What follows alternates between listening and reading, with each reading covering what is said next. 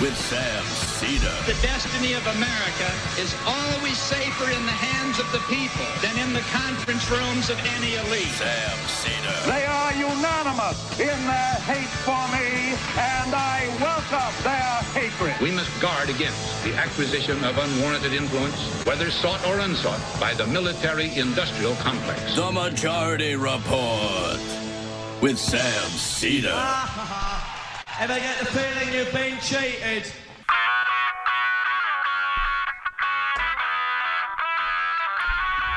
It is Wednesday, November 10th, 2021. My name is Sam Seder. This is the five-time award-winning Majority Report. We are broadcasting live steps from the industrially ravaged Gowanus Canal in the heartland of America, downtown Brooklyn, USA. On the program today, Bart Elmore, Associate Professor of History at The Ohio State University, author of Seed Money, Monsanto's Past, and Our Food Future.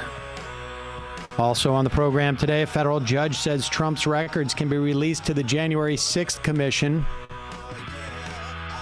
That's not good. Appeal. Meanwhile, Trump and Republican voters assault the Republicans' House members who voted for the bipartisan infrastructure vote. Meanwhile, the House awaits the CBO score, which is going to come out in dribs and drabs, very conveniently. And the Squad floats a spinoff from the Progressive Caucus. 1 million U.S. kids under the age of 12 have now had their first jab. It was pretty quick. Quick. Gotta be quick. Pfizer seeks to widen the booster eligibility in the U.S. to just about everyone over the age of 18, as Canada opens up boosters to everyone over the age of 18. Meanwhile, vast majority of the world, no access. We're pretty close. Pretty close to the vast majority. Maybe the majority. But when they do get access, they'll quickly pass us in the percentage that's vaccinated, like Australia just did. Exactly. New report, unvaccinated Texans 40 times as likely to die of COVID, unless, of course, they're multimillionaires and have their own doctors and take a day off from their podcast and go get monoclonal antibodies. U.S. and Moderna in a fight as Moderna is trying to essentially steal the patent from U.S. taxpayers for their vaccine that was developed with the help of taxpayer money and funded with taxpayer money. Inflation spikes in October as supply chains still broken. And COP26 draft agreement will express alarm and concern over climate change. Whew. That should do it. And union voting of Starbucks employees in Buffalo begins as Howard Schultz steps in it. Big time. All this and more on today's program. There is a National Labor Relations Board appeal. Howard Schultz and Starbucks are trying to stop this vote in the Buffalo area, but the vote looks like it will continue on. It's going to be interesting to see how that happens because Howard Schultz spent a lot of money greasing, I'm sure, as many Democratic hands as he possibly could at different times. Hello, Emma Vigeland, who is here because it's a day. It's a certain day. Yeah. It's any day that ends with a day that is not a weekend, you're here. Yes. And thank you for that. You're welcome. It's Hump Day, obviously. Oh, shoot. I forgot you missed about that. I thought you were leading up to that. Nope. Forgot.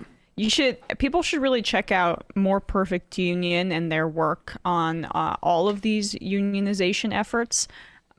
They interviewed some of these Starbucks employees who shed some light. We'll talk about that story. Oh, we do. Oh, we will. We will. We'll talk about it. Okay. Oh, yeah. No, are you kidding? The opportunity to shit on Howard Schultz in this way is just absolutely an S-bomb right at the top of the show. Shoot. I didn't mean to do that.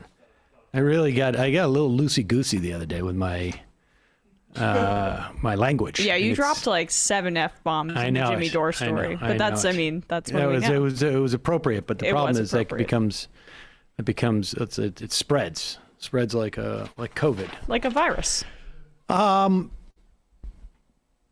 Just a reminder, this day in history, 1898. We did a show on this, right? We interviewed somebody. When did this come up? Was it with Susan Mettler? I cannot remember. But this day in 1898, the wake of Reconstruction, armed bands of white supremacists descended on the City Hall in Wilmington, North Carolina, and forced both black and white elected officials to resign. 2 days earlier, Wilmington voters had elected a biracial city government to the dismay of white groups known as the Red Shirts, who had tried to intimidate black voters.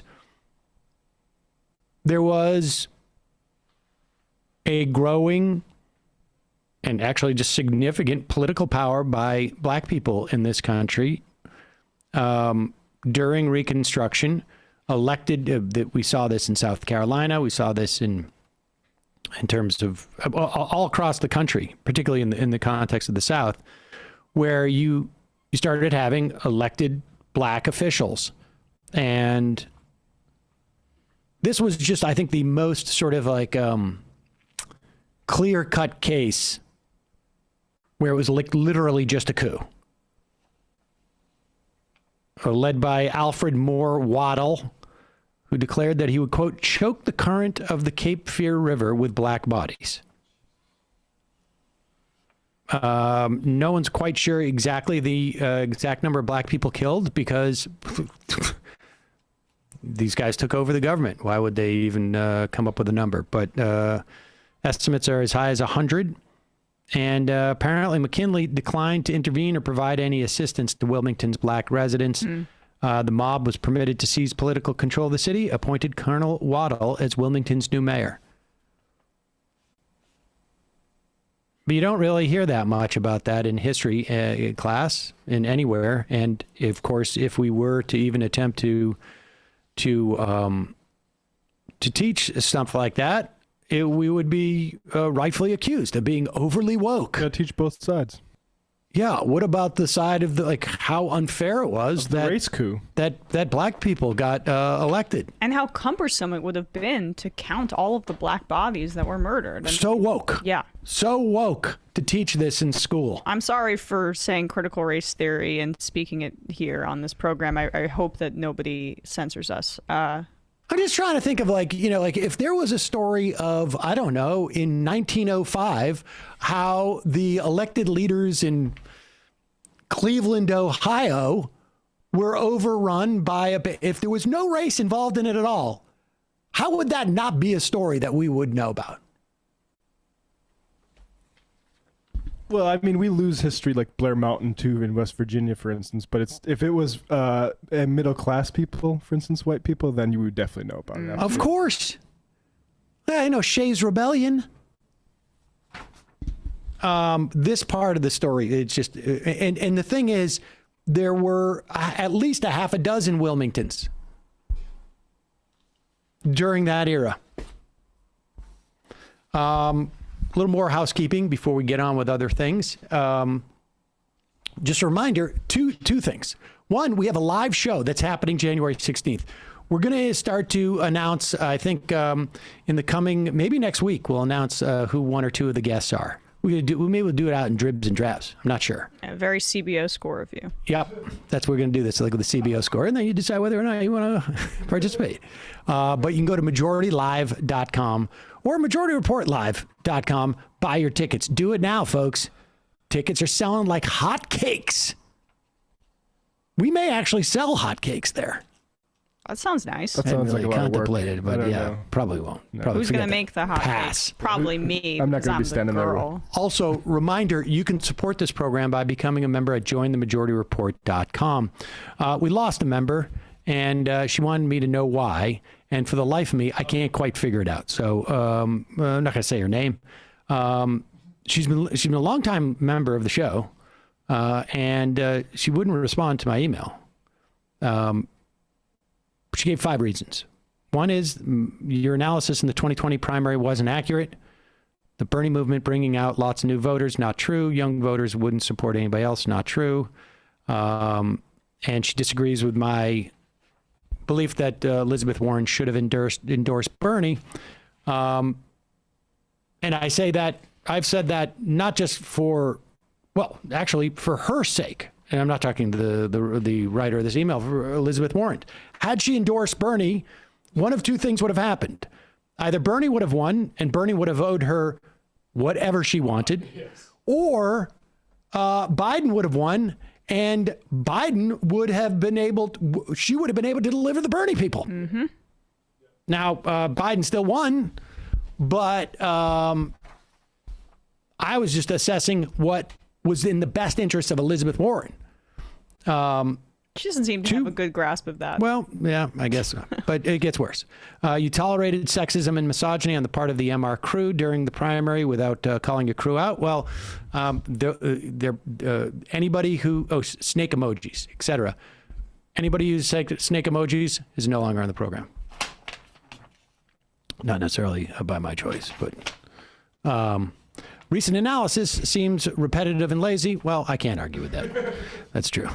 Your chicken, and this I find baffling. Your chicken S coverage of Russia. Straw men, both sidism. You were just wrong. The more we learn, the more we realize it was worse than we realized. Wait, so I don't know. I know you're going to ask me, and I don't know the answer to that. Which side of it is she on? Yeah, I don't know. And I don't know what side she's saying that we were on. Right. How do you know what I was going to ask? Because that's the obvious question. It doesn't make any sense. Sexism and misogyny here at the Majority Report. Well, all right. That's a good point. All right. But this is the one that really, really got me. And I had to actually ask about your failure to acknowledge a specific episode of white male privilege that you we got an IM about this, of white male privilege that you either accepted or worked to make happen. I know there was something in that show that you didn't deserve. I did a show called The Show in 1996. Okay? I know that because you told us the story. I don't remember the details, but I know you know what it is. Oh. Now, stop being coy. And she wrote, the fact that you played a white man is irrelevant. Was it a writing credit? Black women I trust hold this episode in your career against you, and I believe them. Your denial feels dishonest, and this dishonesty was the last straw. I want to make this explicitly clear. The show was written by the executive producer of Martin. He wrote a sitcom about his experience as the white head writer of a black variety show. I was cast. I didn't write anything. It was an audition. Everyone I auditioned against was a white guy because the role literally said Tom, whatever the guy's last name was, ...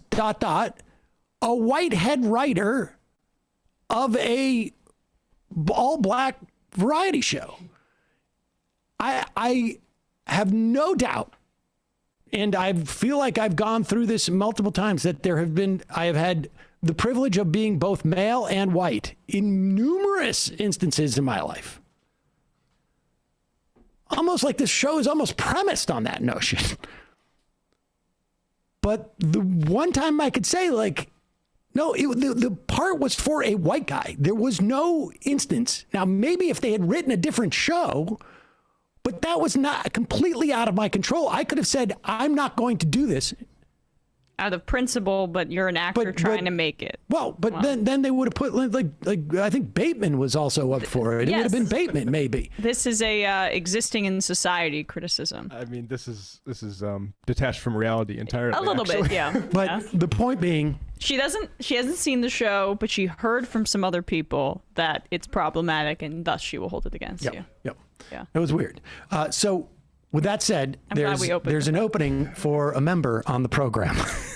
And so you go to jointhemajority.report.com and maybe I'll try, maybe for members we'll release the first episode of the show And Paul Giamatti was on that one. What goes through your mind when we're thinking we're going to start with the news and you choose to do this at the top of the show? I completely, sometimes my brain just doesn't go the right way. None of us knew that was happening. Just no, I didn't either. I did. I didn't either. I didn't know it was going to be at the beginning. I was just like looking at my papers. I'm like, oh yeah, this thing. Yeah. Well, I'm glad we did. I'm glad we got what's important. We'll get to other stuff soon. Let me just remind you, folks, mysolarnerd.com. This I also didn't anticipate. Danny over at mysolarnerd.com. He's the solar consultant, fan of the show, longtime listener of the program. He has worked for years in the solar industry. Got a little bit turned off by what he saw was predatory behavior by some outfits that work on solar, people getting trapped in contracts maybe that they thought would expire earlier, et cetera, et cetera. He knows there's a lot of homeowners out there that aren't aware of the solar options that are available, and things like it's possible to retrofit your home with solar panels with no money down. And most homeowners that switch to solar see significant savings starting in their first year. And a big part of this is the solar investor tax credit. It's a 26% tax credit. It has been extended with COVID through 2022, through the COVID bill that passed in the spring. Then the following year, it drops down to 22%. So get on this, folks. What My Solar Nerd does is analyzes your usage, finds the best equipment for your needs, determines the incentives and financing you may qualify for, because sometimes there's some state benefits as well, in addition to the federal benefits. And then they project manage the process between you and the installers, obtaining permits, et cetera, et cetera. Basically, almost like your solar doula, if you will. Yeah, Bradley. Honestly, that's, it would be nice. It'd be nice to have, like, you're a navigator. It would be nice to have this in every aspect of your life. mysolardoula.com. Well, somebody should get on that. But for now, it's mysolarnerd.com. Some markets are prone to power outages, and you may qualify for off-grid backup solutions as well. Majority Report listeners will get a $200 gift card upon installation of their solar system. Go to mysolarnerd.com. Fill out the inquiry form now. Make sure you select the Majority Report listener for how you heard about mysolarnerd.com to let Danny know that you're listening to the show too. And that way you'll also get your $200 gift card upon installation. Check it out. Great service. And obviously, I would imagine most people know the benefits of solar. All right, I want to welcome to the program Bart Elmore, who's Associate Professor of History at Ohio State University, author of Seed Money, Monsanto's Past and Our Food Future. Do we have Bart? Oh, here we go. Hey, Bart, thanks for joining us. We're here with Emma Vigeland. Hi, great to see you all. Thank you so much for having me. Oh, thanks for being here. It's really interesting to me because I have been talking about Monsanto just in the context of news for about 15 years. And at different times, it's been a very controversial subject because you get into, Matt and I were just talking about, there was a long time we would get into big arguments with some of our listeners about the idea of genetically modified food. So we will get into that aspect. But you went and did basically a history of this company, which in many respects, at least in name, doesn't exist in and of itself anymore, although its legacy sure does and its products do. But how did you end up going back and studying the history? How did that come about? Yeah, I certainly didn't know they weren't going to exist at the end of the book. And you've been working on this for about 8 or 10 years. Is that right? Yeah, almost a decade now. It really started when I was doing my dissertation at Virginia, weirdly, of all things. So, and at that time, I didn't see any of the things that came down the pipeline. Bayer buying them, all the Roundup litigation, all this stuff that's happened since. To be honest, I was finishing a book on Coca-Cola and its environmental impact around the world. And I was looking at the ingredients that go into Coca-Cola and thinking about the environmental effects of extracting all those natural resources from around the world. And so the table of contents was essentially the ingredient list on the back of a Coke can. And, I was going through all these ingredients, talking about coca leaves, for example, things like that. And I got to caffeine and I just was stumped. I couldn't figure out where Coca-Cola got their caffeine from. And so I started looking into this, and turns out it was Monsanto that was Coca-Cola's caffeine supplier. And I ended up traveling to St. Louis and finding out that Monsanto's corporate records are housed there in St. Louis, and I got permission to access those records.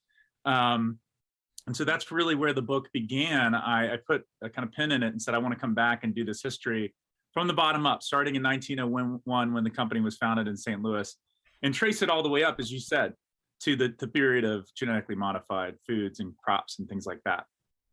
So the company is started essentially because a guy, it was a Keeney, I think I have here, was wanted to be able to provide chemicals that in the United States as opposed to from Europe. And let's just talk about like what they were doing as they start to move into this. Like trace for us what the lineage of products are, because one could have imagined that this was a company that was dedicated towards, I don't know, agriculture or, development of food. And that's where the idea of Roundup Ready corn came from. But it sort of came from the other direction, poison, essentially, right? I mean, yeah, no, I think you're right. I mean, I think, interestingly, so to answer your question, I mean, so we go back to John Queeny. In 1901 in St. Louis. And this guy, if you think about who he is at that moment, he's actually a pretty bizarre character. I mean, he's in his 40s. He's already tried to have his business, start his own chemical business in the United States. And it's failed. In the late 19th century, his business had burned down in East St. Louis, and he'd sunk all his life savings into this. I have 2 kids now, and so I feel for him too. He had 2 children right at that moment, and he's like has no money. He's cash strapped, and he's trying to figure out how he's going to go on and make money on his own. He's really a drug salesman at the time. Doesn't really know much about chemistry at all. In fact, there's this great hearing that he has where the senators are kind of grilling him, I think, on the chemicals that he's selling in the 1920s. And one of these senators say, Queeny, could you tell us a little bit more about this compound? And Queeny says, and this is a quote from the hearing, he says, "Sir, you're getting into chemistry, sir, on which matter I'm rather weak," which is funny because this company's going to, as you said, create all these different things, not just Roundup, but really producing plastics. And I mean, honestly, looking around your studio or even behind me here, almost everything has some kind of connection to this petrochemical world that Monsanto helped create outside of food. So yeah, he really doesn't know much about it. In fact, he imports all his chemists from Switzerland because they know what they're doing. And what's the supreme irony of this is the whole point is to not have Bayer controlling them, to not have German companies producing all these chemicals to produce it in the United States. And of course, in the very end, Bayer ends up gobbling up Monsanto. I don't know how Queeny would feel a century later, but that was the beginning. And the 2 products they produced then from the very start were saccharin, an artificial sweetener for Coca-Cola, and caffeine, which it also produced for Coca-Cola. Without Coca-Cola, there would be no Monsanto. That was really the beginning of the rise of that company. So then Edgar Queeny, his son, takes over the company and broadens out what they're offering, which is basically anything from soap to plastics that you would put in food.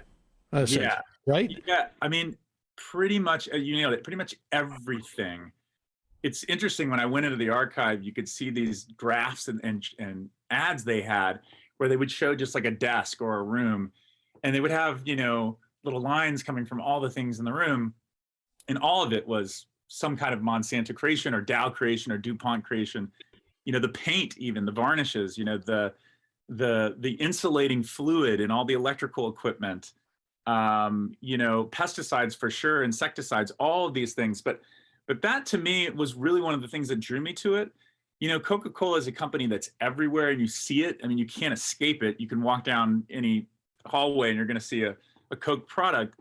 Monsanto was different. It felt like it was a company that was everywhere, but we don't typically acknowledge it, like its presence. It seemed to have such outsized influence on our economy, and yet it was kind of hidden in plain sight in a way. It was making all these things, but never really serving the consumer. It was always providing these things to industry that served consumers. Right. I just want to make that clear. This is a business that would make chemical additives that were components of other products. So when people they didn't make plastics, but they made components that allowed plastic to harden or to maintain some durability or ability to be painted or stuff like this. This is a very much a business to business business, but then they also started to get into things like pesticides, right? And that's when they started to become more arguably direct to consumer.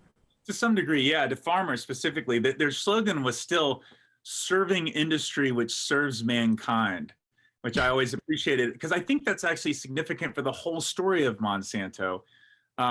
This company realizes that if it can turn the minds of a few businessmen, or if it can sell these products to some wealthy and influential farmers, then they can change the game.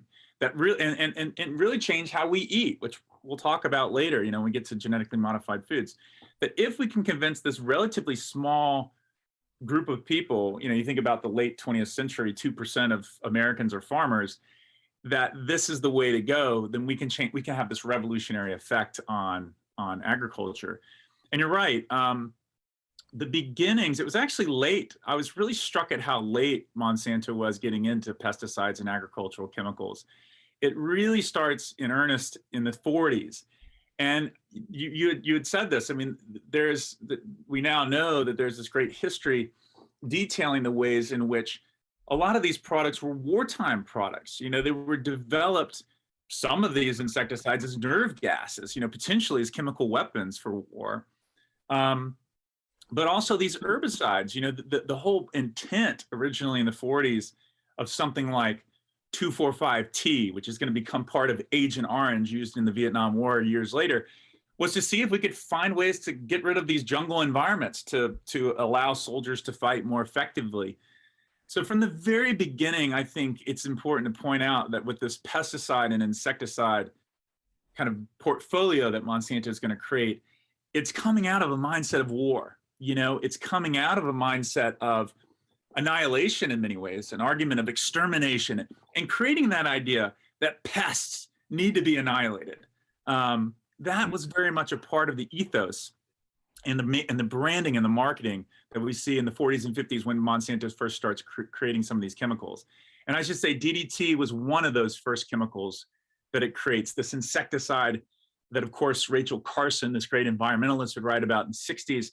They branded their DDT Santo Ban, always had these wonderful names with Monsanto somehow embedded in it. They were producing that in the 40s and would do so going into the 40s and 50s. And it became they realized, wow, look at all this acreage, look at all of this potential to sell chemicals. This is an area where we want to start pivoting and investing a lot of our money. So you see that in the 40s and 50s taking off. How much of that culture, because at one point you mentioned the 2,4,5s, 2,4,5, which is that agent, which was that compound that is in Agent Orange. Yes. And they would pay their workers a bonus to essentially make themselves deathly ill. Really, I mean, really what it comes down to, right? And I just like how much, and I have, interviewed over the years some of the trial lawyers who probably worked on these Monsanto cases, and heard stories of cultures in corporations that have, the cultures exist through generations. And I'm just curious as to what you found in terms of that culture when you do start as someone, as an entity. So much of their success was rooted in developing stuff that is either going to kill people or allow people to be killed, or then kill pests, but kill pests. But the idea being that their value of human life as a corporate culture seems to me is a little bit degraded. Right. Yeah. What was so interesting about that Agent Orange story, my father, for example, was in Vietnam. And so some of this is somewhat personal. You have everyone, I think, has a connection to this story in some way when we talk about Agent Orange. And again, the active ingredient that was the problem in Agent Orange was this compound called 2,4,5-T. It was contaminated with this compound called dioxin, which Dow Chemical, and I think this gets to your point, Sam, writing to Monsanto secretly in 1965 says, and I quote, "This is the most toxic chemical compound we've ever seen." And this is 65. So, everyone who knows their history, 66, 67, 68, 69, this is happening. But for me, I wanted to go even deeper, as you said, as a historian. When did they know this compound was problematic? Was it 65 or even earlier? And you're right. I decided that it was important for me to go listen to the workers, to go into the plants where this stuff was made. So many people had talked about the veterans for good reason and the effects on veterans, and also about Vietnamese citizens, which I also traveled to Vietnam for this story. And I wanted to tell that story, but it mattered to me that what happened to the people actually making this stuff in the factory, and what did Monsanto know? And so to that, Sam, in 1949, that's when Monsanto first started producing this 2,4,5-T that would become Agent Orange. So we have years, in other words, of exposure to this within the plant. And I drove down, you can't make this stuff up when you're writing it, a town called Nitro, West Virginia. This explosive town that was named after munitions manufacturing during World War I, where Monsanto had their plant. And I met the attorney who represented many of the workers inside that plant who tried to sue Monsanto because of their exposure to this compound that even in their own documents, they said was super toxic.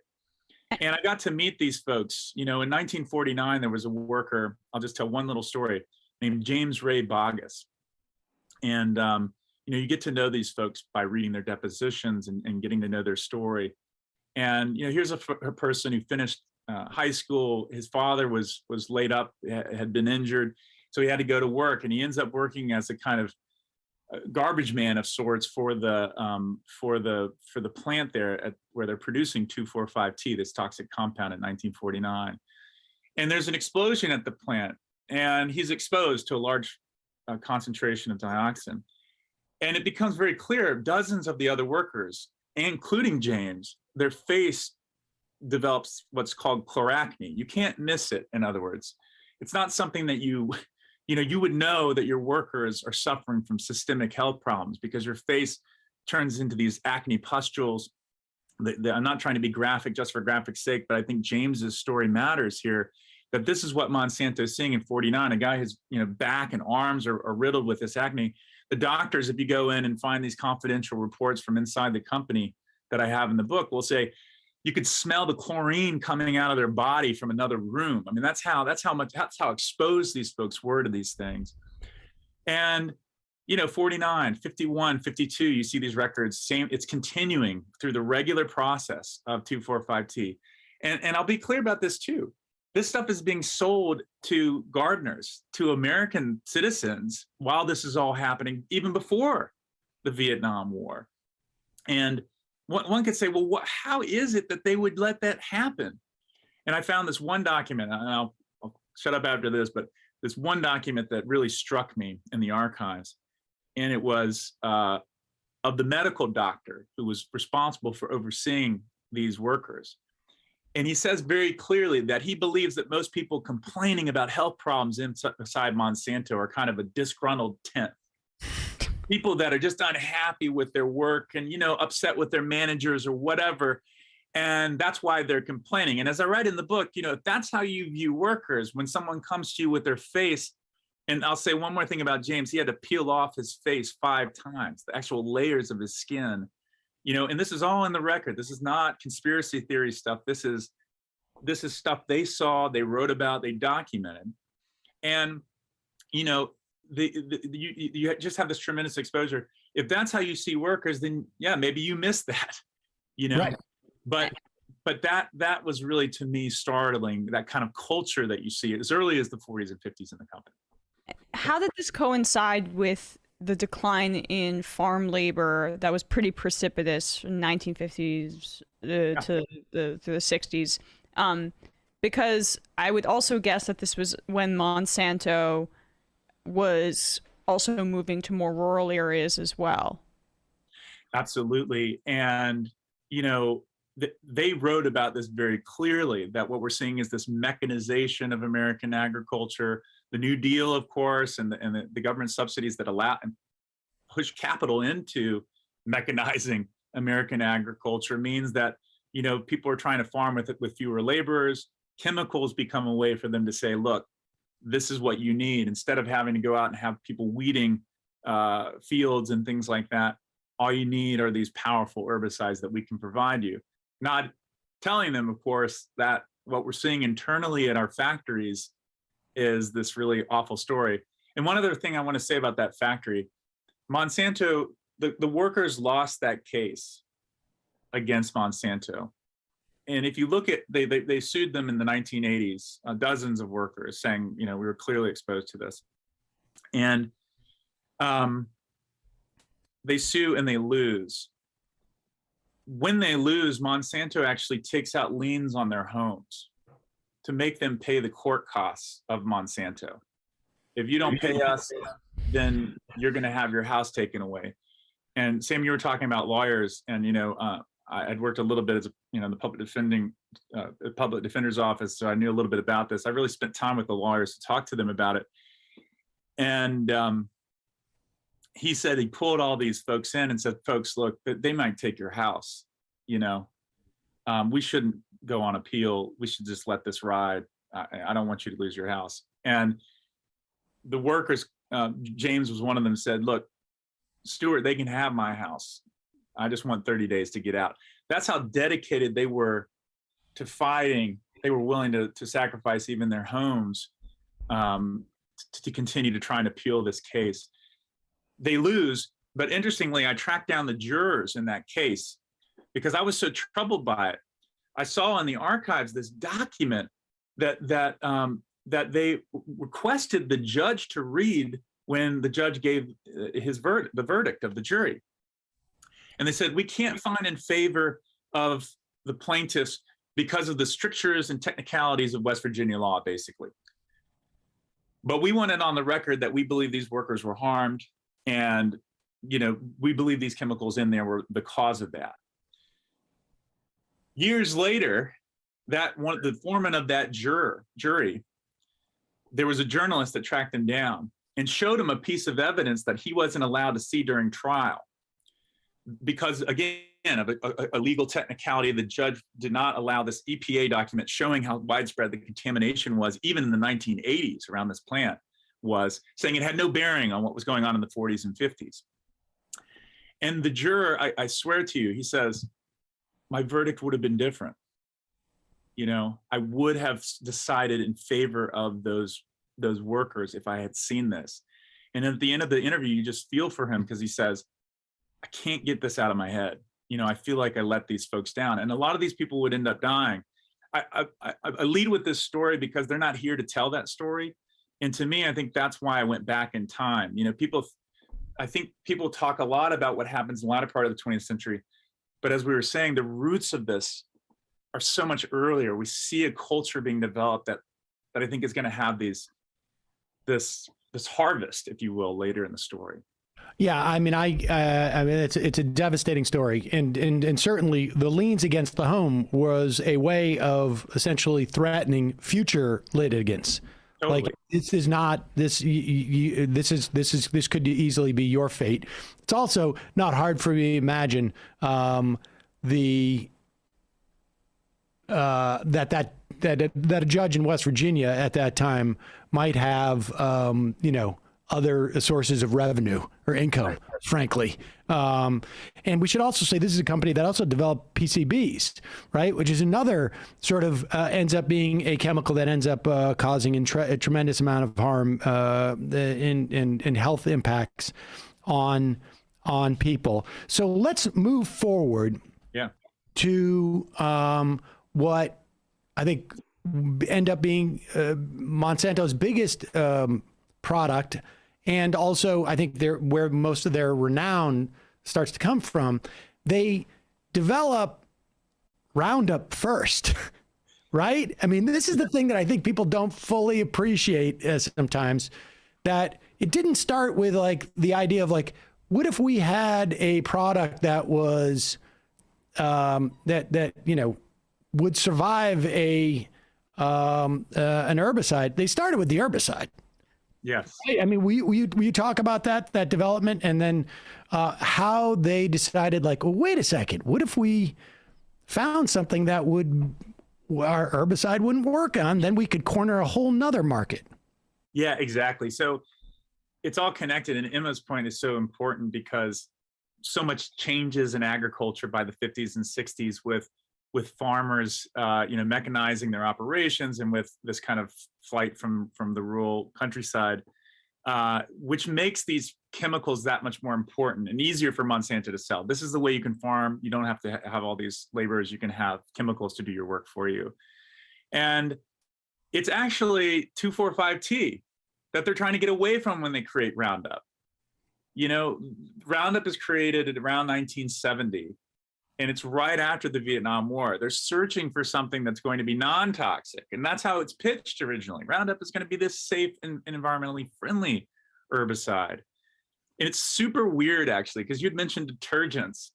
And the reason that glyphosate, the active ingredient in Roundup, which has phosphorus as its base, is the chemical, is because they're getting out of the all detergent business.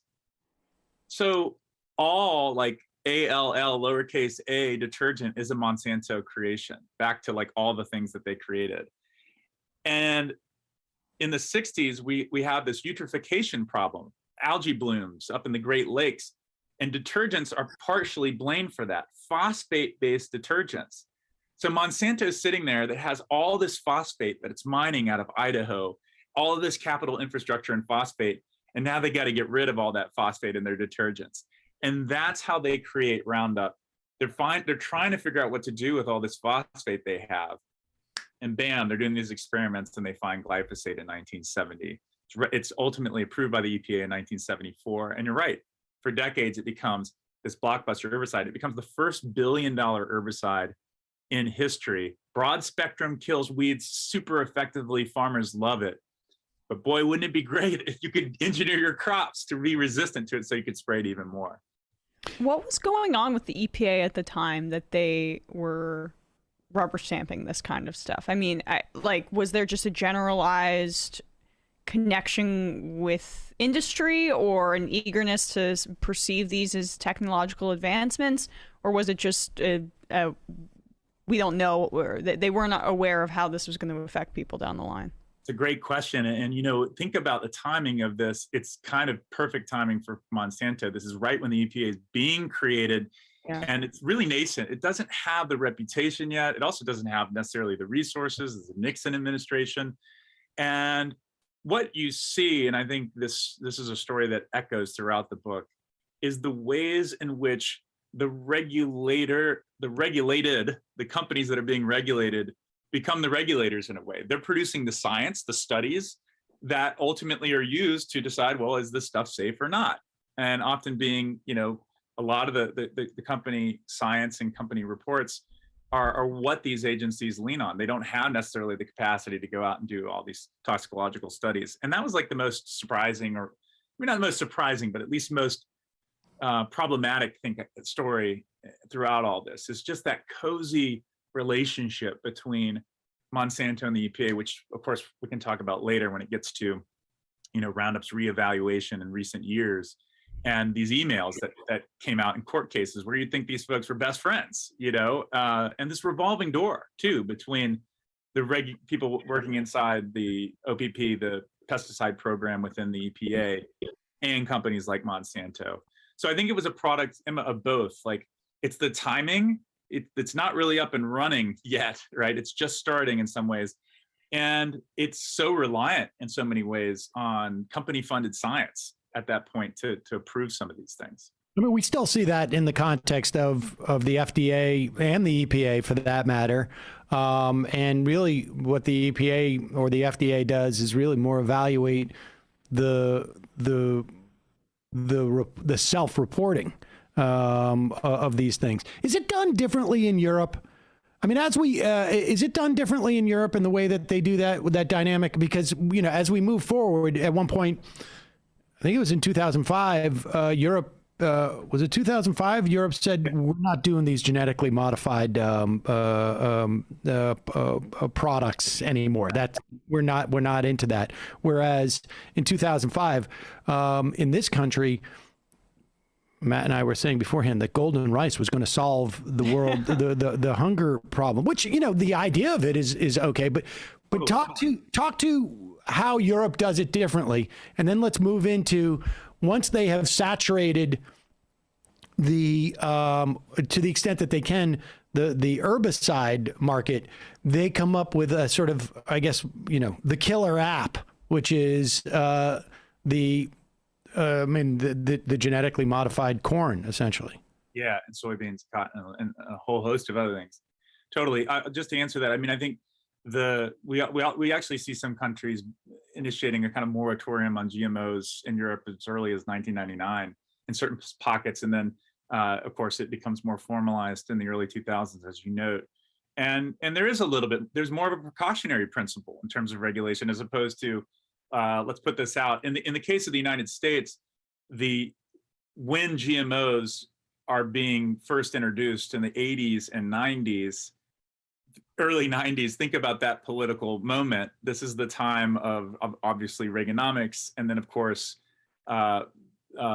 George H.W. Bush, who appoints Dan Quayle, his vice president, to be head of this competitiveness council, of which the number one thing they're looking at is biotechnology, and how can we fast track this new technology into the market. And in that moment, the US basically takes this stance that genetically engineered crops or foods produced from genetic engineering will be regulated and treated the same as crops that are bred via conventionally bred and conventionally conducted crop cultivation. And the line in the Federal Register is substantial equivalence, that there's enough of a kind of similarity between the way genetic engineering works and conventional breeding works that we're not going to have special regulations for these products. And that is what leads to the European backlash. You could argue that because we had such a kind of, hey, it's open, do what you get this to market as fast as you can, there was this perception in Europe that this wasn't really vetted as it should be. And can we trust it? And I think the swiftness with which it was introduced was one of the problems for Monsanto. And they even admitted that internally by the 2000s and 2010s, when they're facing all this backlash. They would say things like, well, we were being a little bit arrogant. Well, in some ways, I think we see that pretty clearly in the record, trying to push for this. But yeah, the first Roundup Ready crops, the first crops that are genetically engineered to tolerate heavy spraying of Monsanto's signature herbicide Roundup. And you nailed it. That's the goal from the company's perspective. Is we're a chemical company. We have this billion-dollar brand. This is what we want to make crops do. That we want to allow them to tolerate spraying of our very profitable herbicide. They were successful in 1996. That's where we're at the 25th anniversary, in other words, of the introduction of the first kind of large-scale commodity crops that are genetically engineered. And I'll say one other thing about that. The way that they found the Roundup Ready trait to make crops tolerate spraying of Roundup, they found that actually at their waste dumps outside of their Roundup manufacturing plants.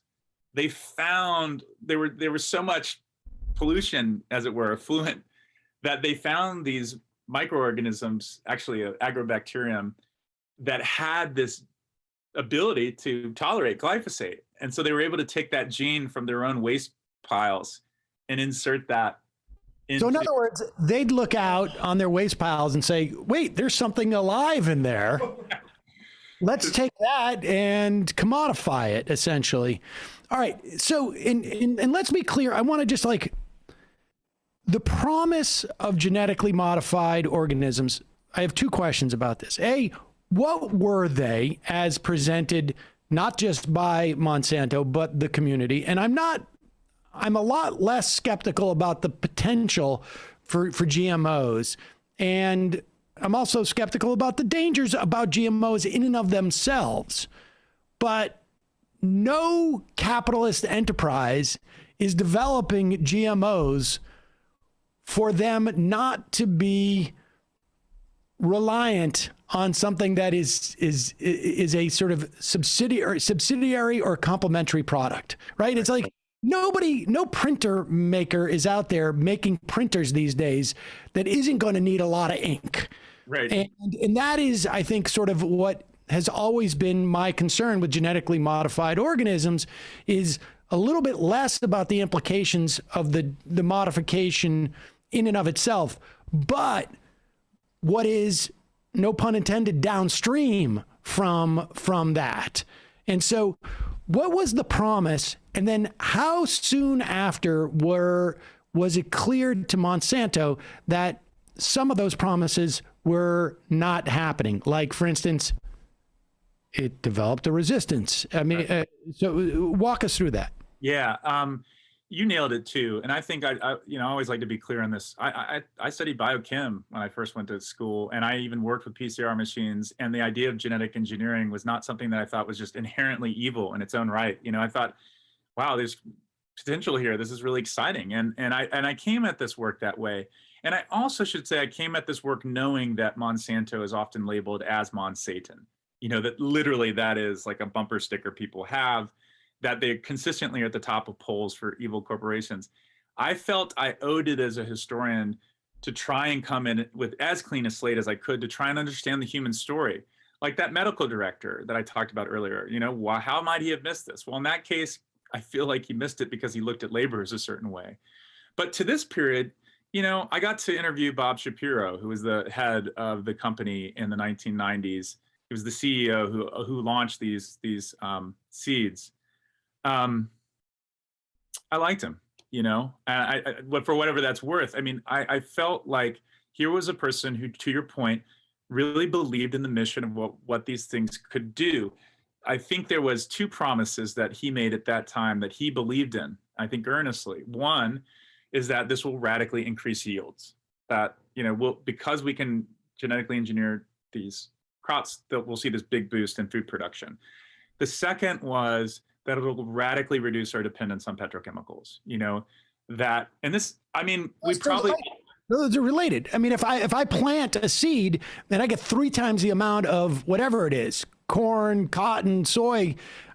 I need to do less planting. I need to have less, you know, gas-powered machines going through. I need to have less. I mean, this would have been, the idea of that is a good idea and not just a function of, you know, of profits. Totally. Although obviously there is profits associated with it, but it's not just exclusively that.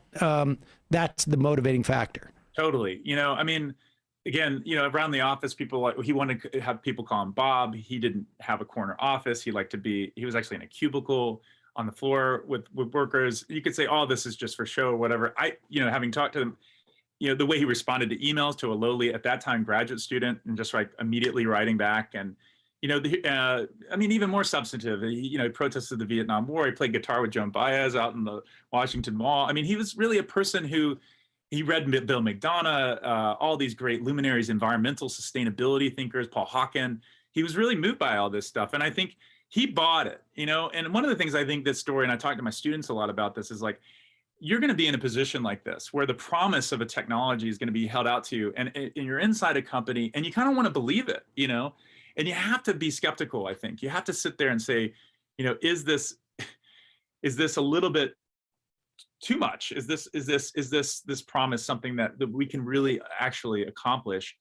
But he did. He called it the Microsofting of Monsanto. And by the way, this is the .com boom of the 90s for folks who didn't live through that. I mean, every time I was writing during this period, I'm thinking of AOL dial-up and the sounds and all of this. And he's definitely speaking to that audience of like, we are going to be a digital company, basically. These genes are like software. We're selling software that's going to make plants smarter, and they're going to do all these great things. And you see this rebranding of the company to actually to speak to shareholders who are going crazy during that .com boom. But those two promises are what he says are going to happen. But you said, when did they start seeing it? So they actually produce studies, I kid you not, where they scientific studies where they say Roundup will not develop resistance in weeds. Where they say that we've been using Roundup since the 70s. We have this big track record to look back on. Glyphosate, or Roundup, the active ingredient glyphosate, will not create Roundup resistant weeds. It just won't happen. I'm at Ohio State University here with some of the best weed scientists in the country. And I will admit, when I first went to the first weed science talk, I thought it was about a different type of weed, but I still was very excited when I found out these folks were doing this incredible research here on weeds and their resistance and adaptations. And they were saying it internally here. They tell war stories about the early 2000s where they're saying, Monsanto, look, we're seeing resistance. I mean, within the first few years after the stuff was introduced, almost immediately, you've got to tell farmers this. You've got to change your way.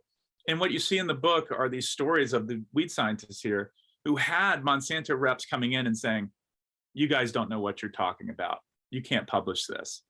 And my weed scientists, now friends in many ways, saying, who are you telling us what science we can or cannot, we're at a public university. This is what we're finding. And at some point it didn't matter. Farmers got the news because it wasn't working, as well as before. The weeds started taking over. And that you see that very clearly in 2005, 6, 7, 8, just this explosion in species that are resistant to Roundup. So it failed tremendously there because what we started seeing was farmers having to go back to older and often more toxic chemicals to try and beat back those weeds that had developed resistance to Roundup.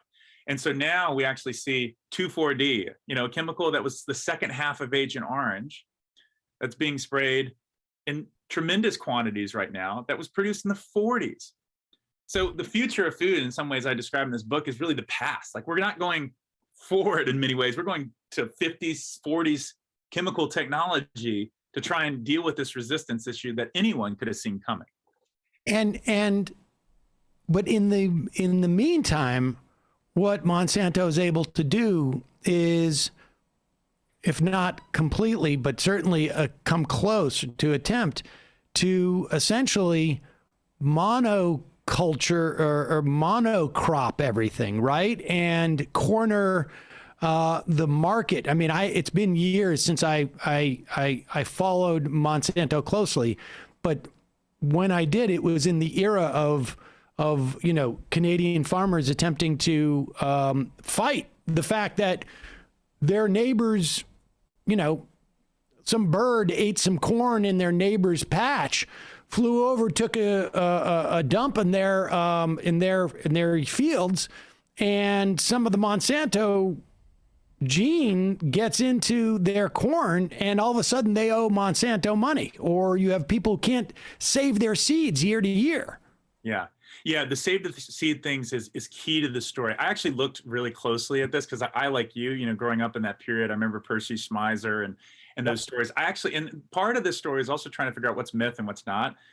What I found no evidence of is that drift story of pollen drifting and then Monsanto suing, which was important for me. I felt like I needed to be fair to the story of like, okay, what truly happened, what didn't happen.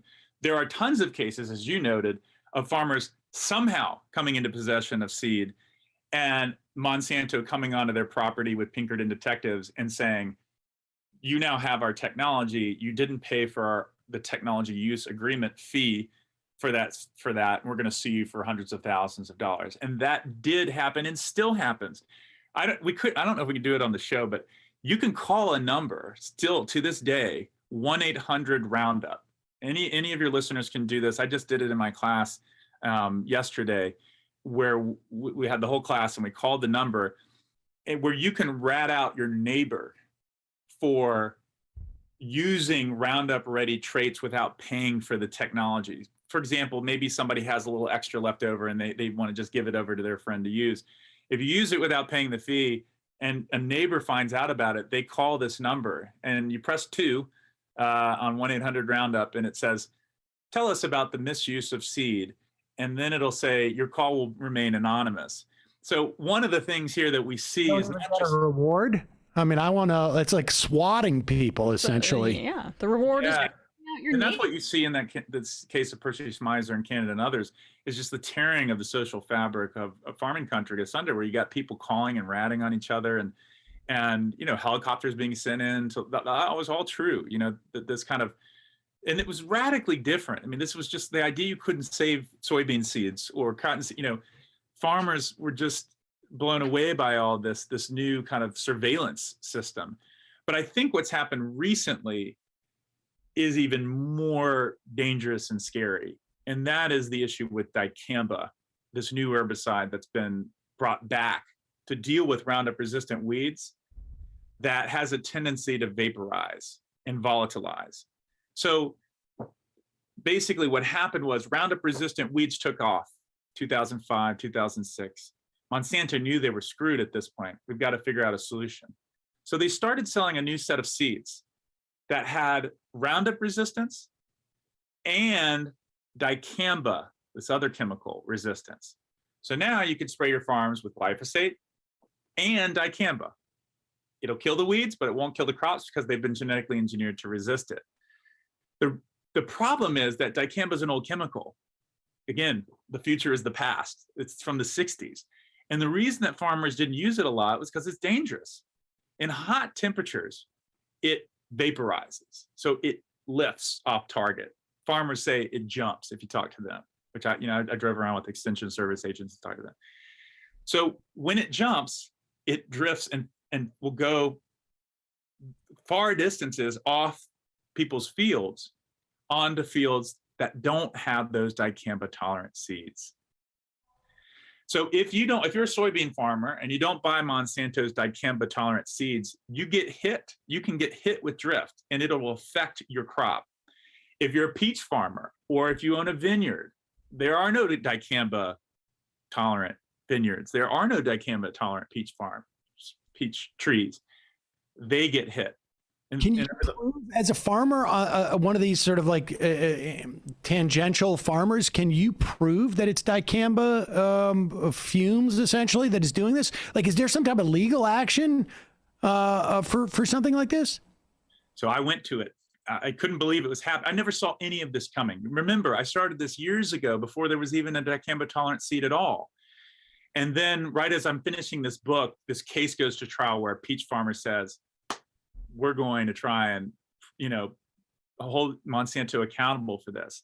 I learned about it in the middle of the semester and I'm teaching and I'm talking to the attorneys and they say, we're going to trial. It's going back and forth. I don't know when the date is.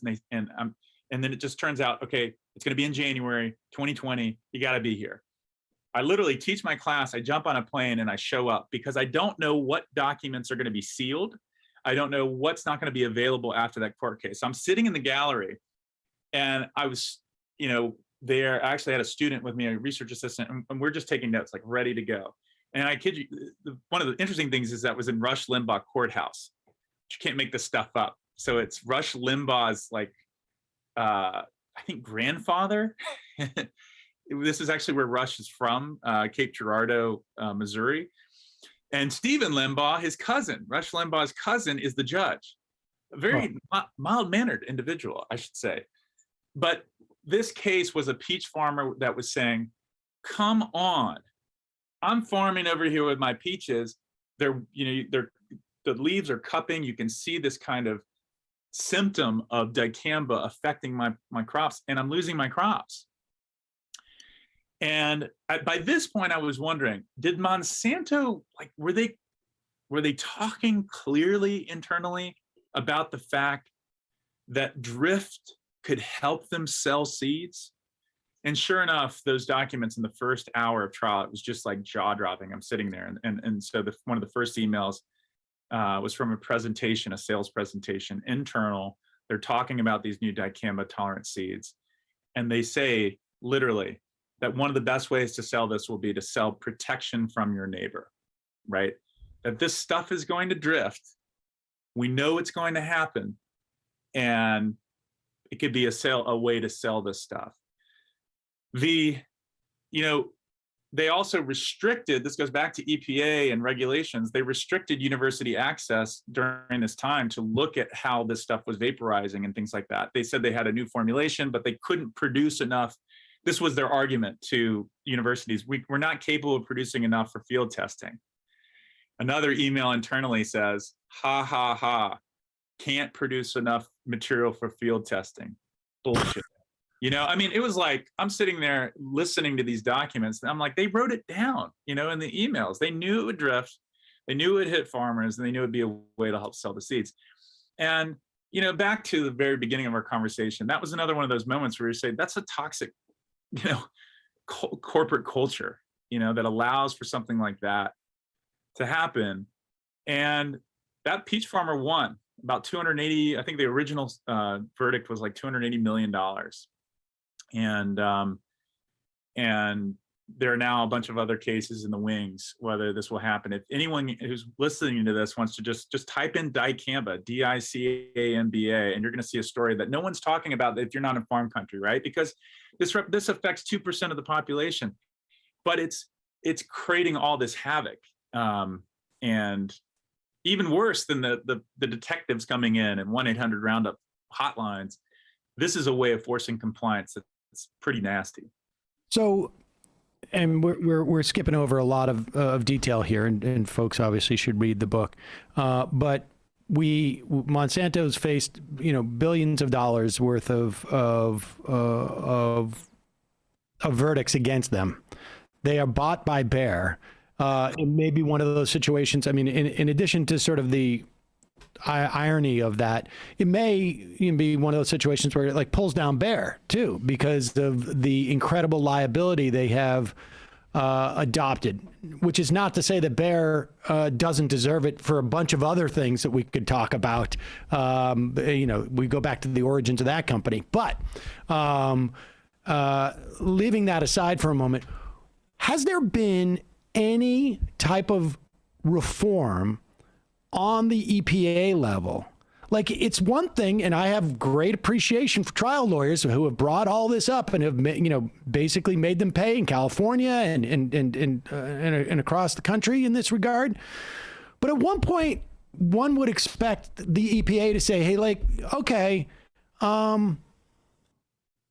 this money being paid out, I mean, justice served, I guess, on some level. Of course, there is all sorts of poisoning and irrevocable harm that has been done to humans and to our environment over the course of the last, 40 years as a function of this. Maybe we need a structural fix. Maybe we need to adopt a different standard that is where the burden of safety is, is the threshold is just simply raised higher for these manufacturers of this type of stuff. I love listening to your show because you always have historians on, and y'all think very structurally about this stuff. And I think you're absolutely right. I mean, my takeaway would be that tort litigation didn't prove effective for Ray Bogus. It didn't prove effective for even the veterans of that were in Vietnam that were exposed to this stuff. That was $180 million settlement split between 7 companies. $180 million, which is split between Monsanto, Dow, and a bunch of other companies. It was such a sweet deal to them. This is in the book as well.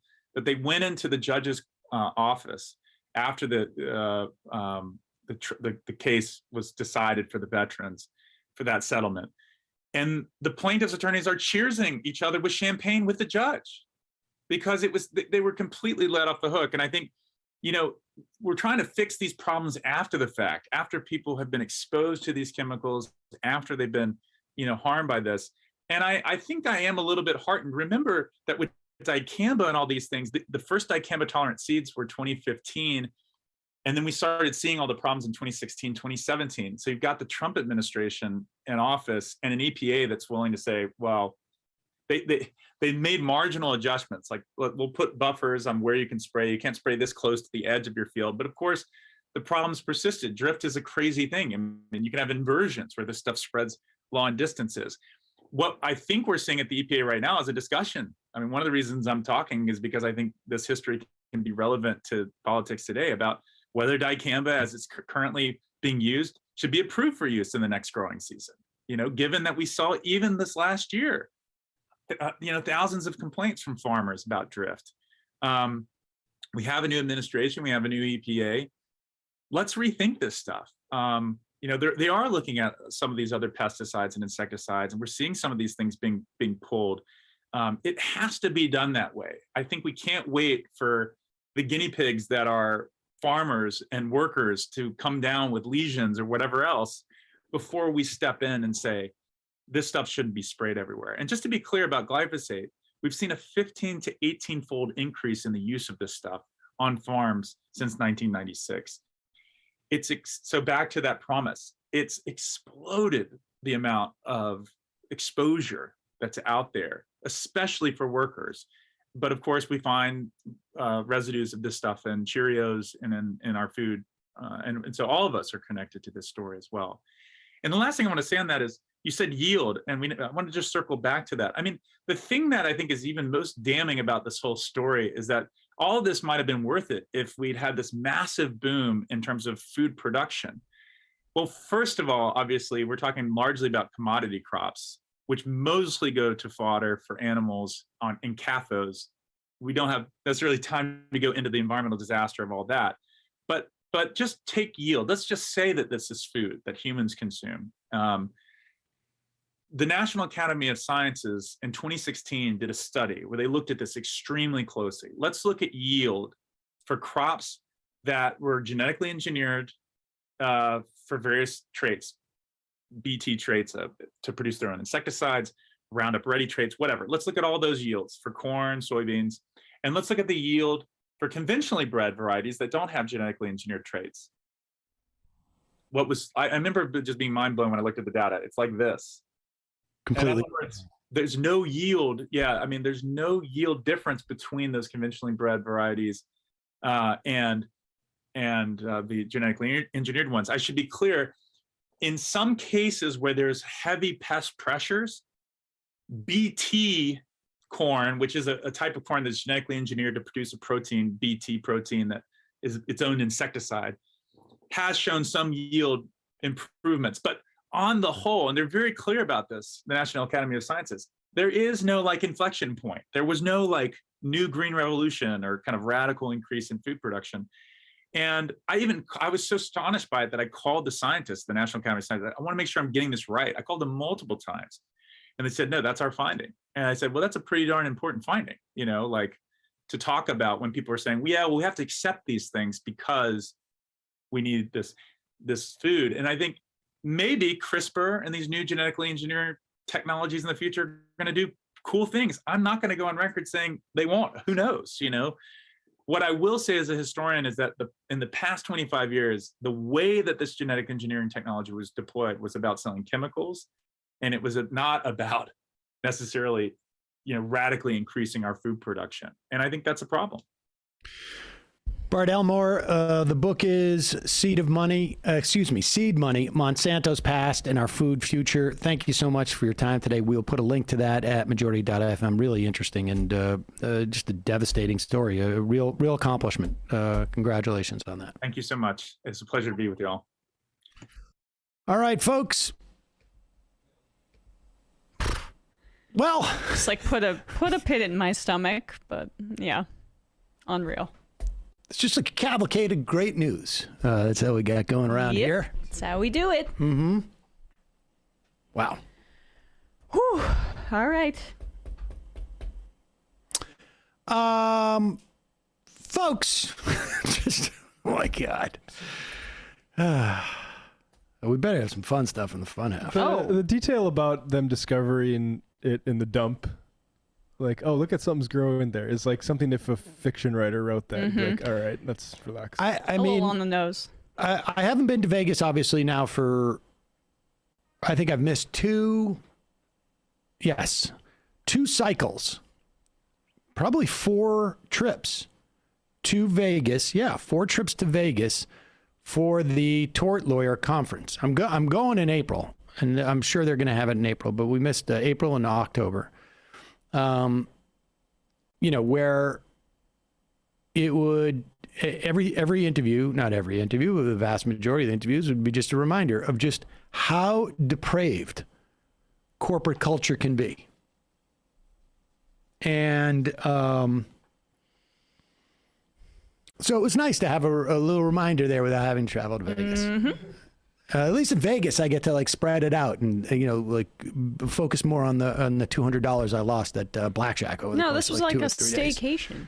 Yeah, staycation. But I don't have the distraction. Like, you know, if I lose any money at Blackjack, it's like I become obsessive about it. Like, Yeah. God, I'm down $40. What am I going to do about that? And it makes me not think of the horror. But this, we just get the full horror. So that was great. Folks, just a reminder, your support makes this show possible. I'm sorry.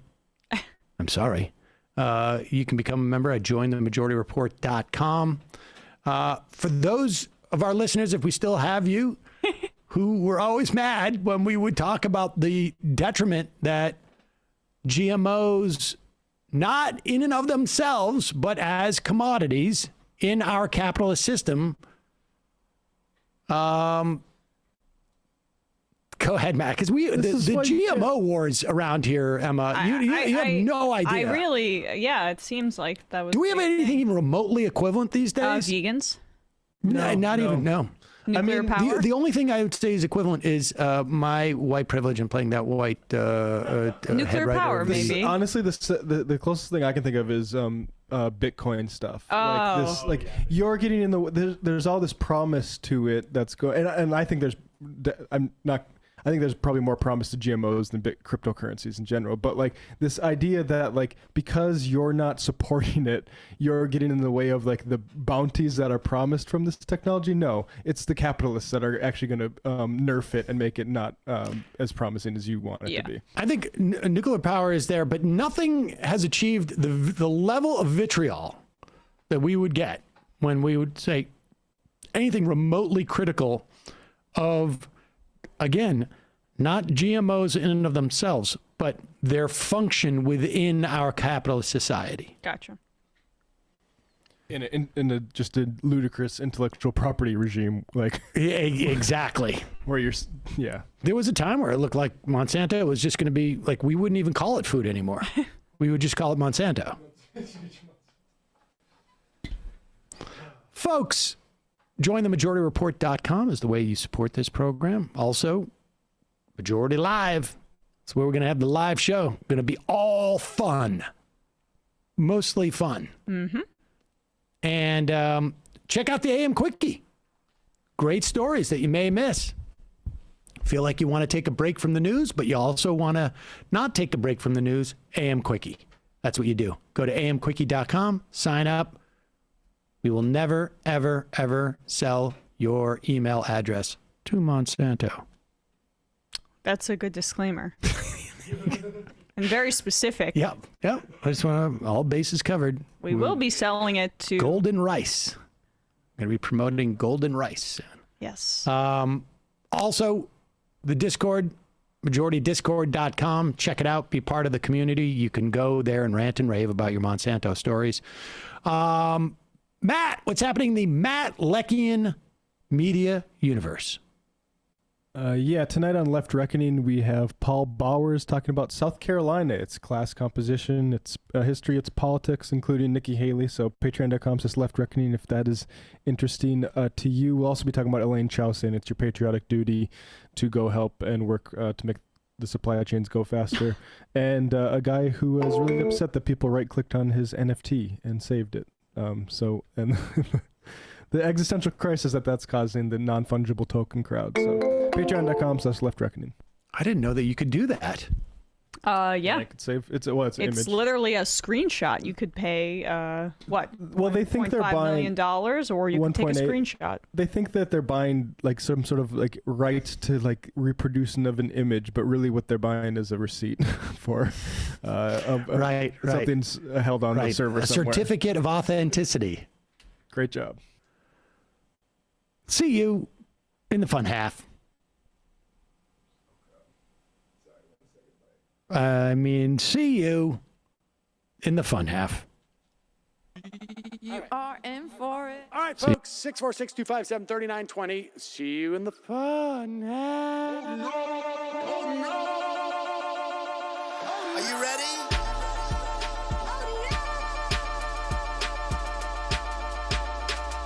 Who sent us this? Alpha males are back.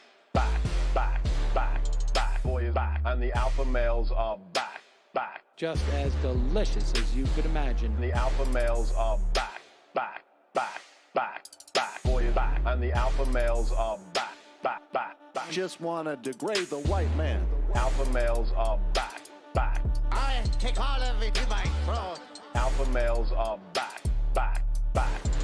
Snowflake says what? The alpha males are back. You are a madman. And the alpha males are back. Oh no, Sam Seder! What a fucking nightmare! Bring back DJ. Yeah, or a couple of them. Just put them in rotation. DJ Denner. Well, the problem with those is they're like 45 seconds long, so I don't know if they're enough of a break. That's fucking nonsense. You see white people doing drugs, they look worse than normal white people, and all white people look disgusting. And the alpha males. Psych. Fuck them. Snowflake says what?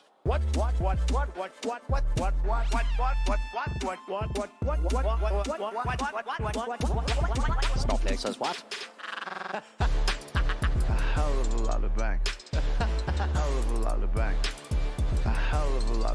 Okay, I'm making stupid money. Hell of a lot of bank.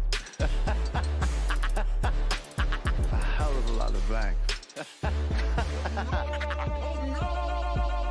All lives matter. Have you tried doing an impression on a college campus? I think that there's no reason why reasonable people across the divide can't all agree with this. Psych. And the alpha males are back. And the Africans are black African. And the alpha males are black. And the Africans are back. When you see Donald Trump out there, doesn't a little part of you think that America deserves to be taken over by jihadists? Keeping it 100. Can't knock the hustle. Come on, fuck 'em. Things I do for the bigger game plan. By the way, it's my birthday. Happy birthday to me, Jew boy. I have a thought experiment for you. And the alpha males are back. Africans are black. Alpha males are black. Africans are back. Come on. Come on. Someone needs to pay the price for blasphemy around here. I am a total pussy.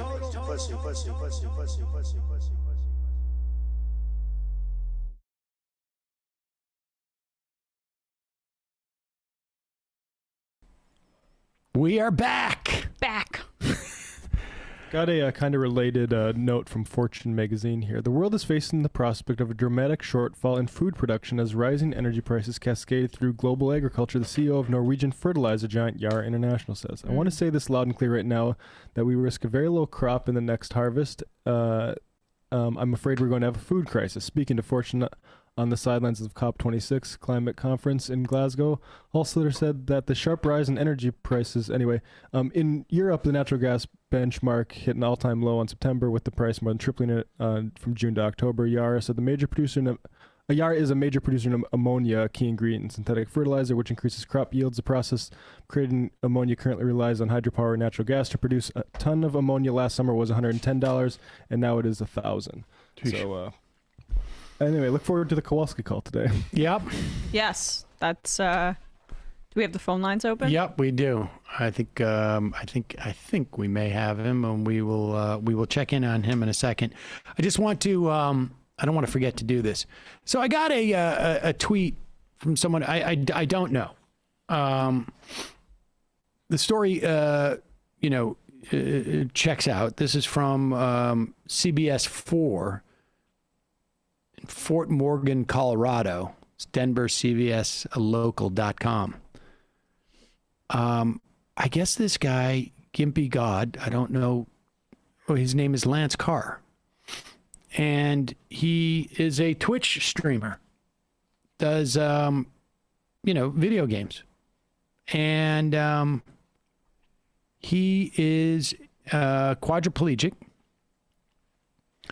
And he does the Twitch streaming. And in the middle of his stream, his house catches on fire. Fortunately, his nephew was able to, wheel him out of the house. But his garage got completely torched, and a couple of cars, and he's got a GoFundMe up, and we've you can find it. Well, there it is. Lance Carr. Yeah. Right, you said that. And his Twitter handle. His Twitter handle is Gimpy God. GIMPYGOD, and he has pinned his GoFundMe on the top of his Twitter feed. Okay. So if you want to help out Lance, one of the vehicles that was destroyed was the family's wheelchair accessible van. Apparently, Lance's mother is also disabled, so they both used that, and that was destroyed, and the house obviously was adapted to Lance's needs because he's wheelchair bound. Should we put this in the podcast and YouTube description? Yeah, it should. It'll be in the. We have it in the descriptions as well. Okay, so, great. So if you're if you have the opportunity to help him out, please do. Hang in there. That is really unfortunate, but fortunate that his nephew was there and able to get him out. Let's go to the phones. I'm pretty sure this is calling from a 308 area code. Who's this? Where are you calling from? Hey, Sam, it's Kowalski, and I was curious if you guys would be interested in talking about anything other than agriculture. Oh, no. What do you got? Well, I certainly do not have a representative from a German-based company threatening me at the moment, and, yeah. There's actually a lot to say with those chemicals and whatnot, but I would say that by and large, your guest has a very good view of particularly what's going on in southern Missouri. Like, that's something that a lot of chemical applicators have been following, and I would say the trees are in danger from dicamba. Well, that's pretty much just like a known fact. Wow. Do we need trees? Yeah. I mean, if you're one of those apple czars, you might not be a fan of dicamba, but yeah. The only thing I kind of wanted to add to that is something else that has happened with this whole monoculture thing, and it's fairly similar to what Monsanto has done, and it has to deal with like the equipment side of agriculture. Like there's obviously consolidation in most industries, but even like the equipment suppliers we get, it's far more narrow now because we're essentially growing like 4 main crops. And as a result, you don't need as many diverse manufacturing centers. So there's only like 2 John Deere plants in the whole country when we used to have like dozens of different smaller companies supplying equipment to niche industries. And that kind of like specialization and monoculture has had devastating impacts in like demographics, finance, and all sorts of other issues, because all of this specialized equipment and chemicals means you don't need as big of a labor force. So there's less demand for labor in the countryside. So fewer people stick around because there's fewer jobs, which results in equipment getting bigger, the need for more chemicals, and it's just a vicious cycle Right. that honestly I don't think can be stopped without like a system-wide change, probably on the scale of like the Homestead Act. And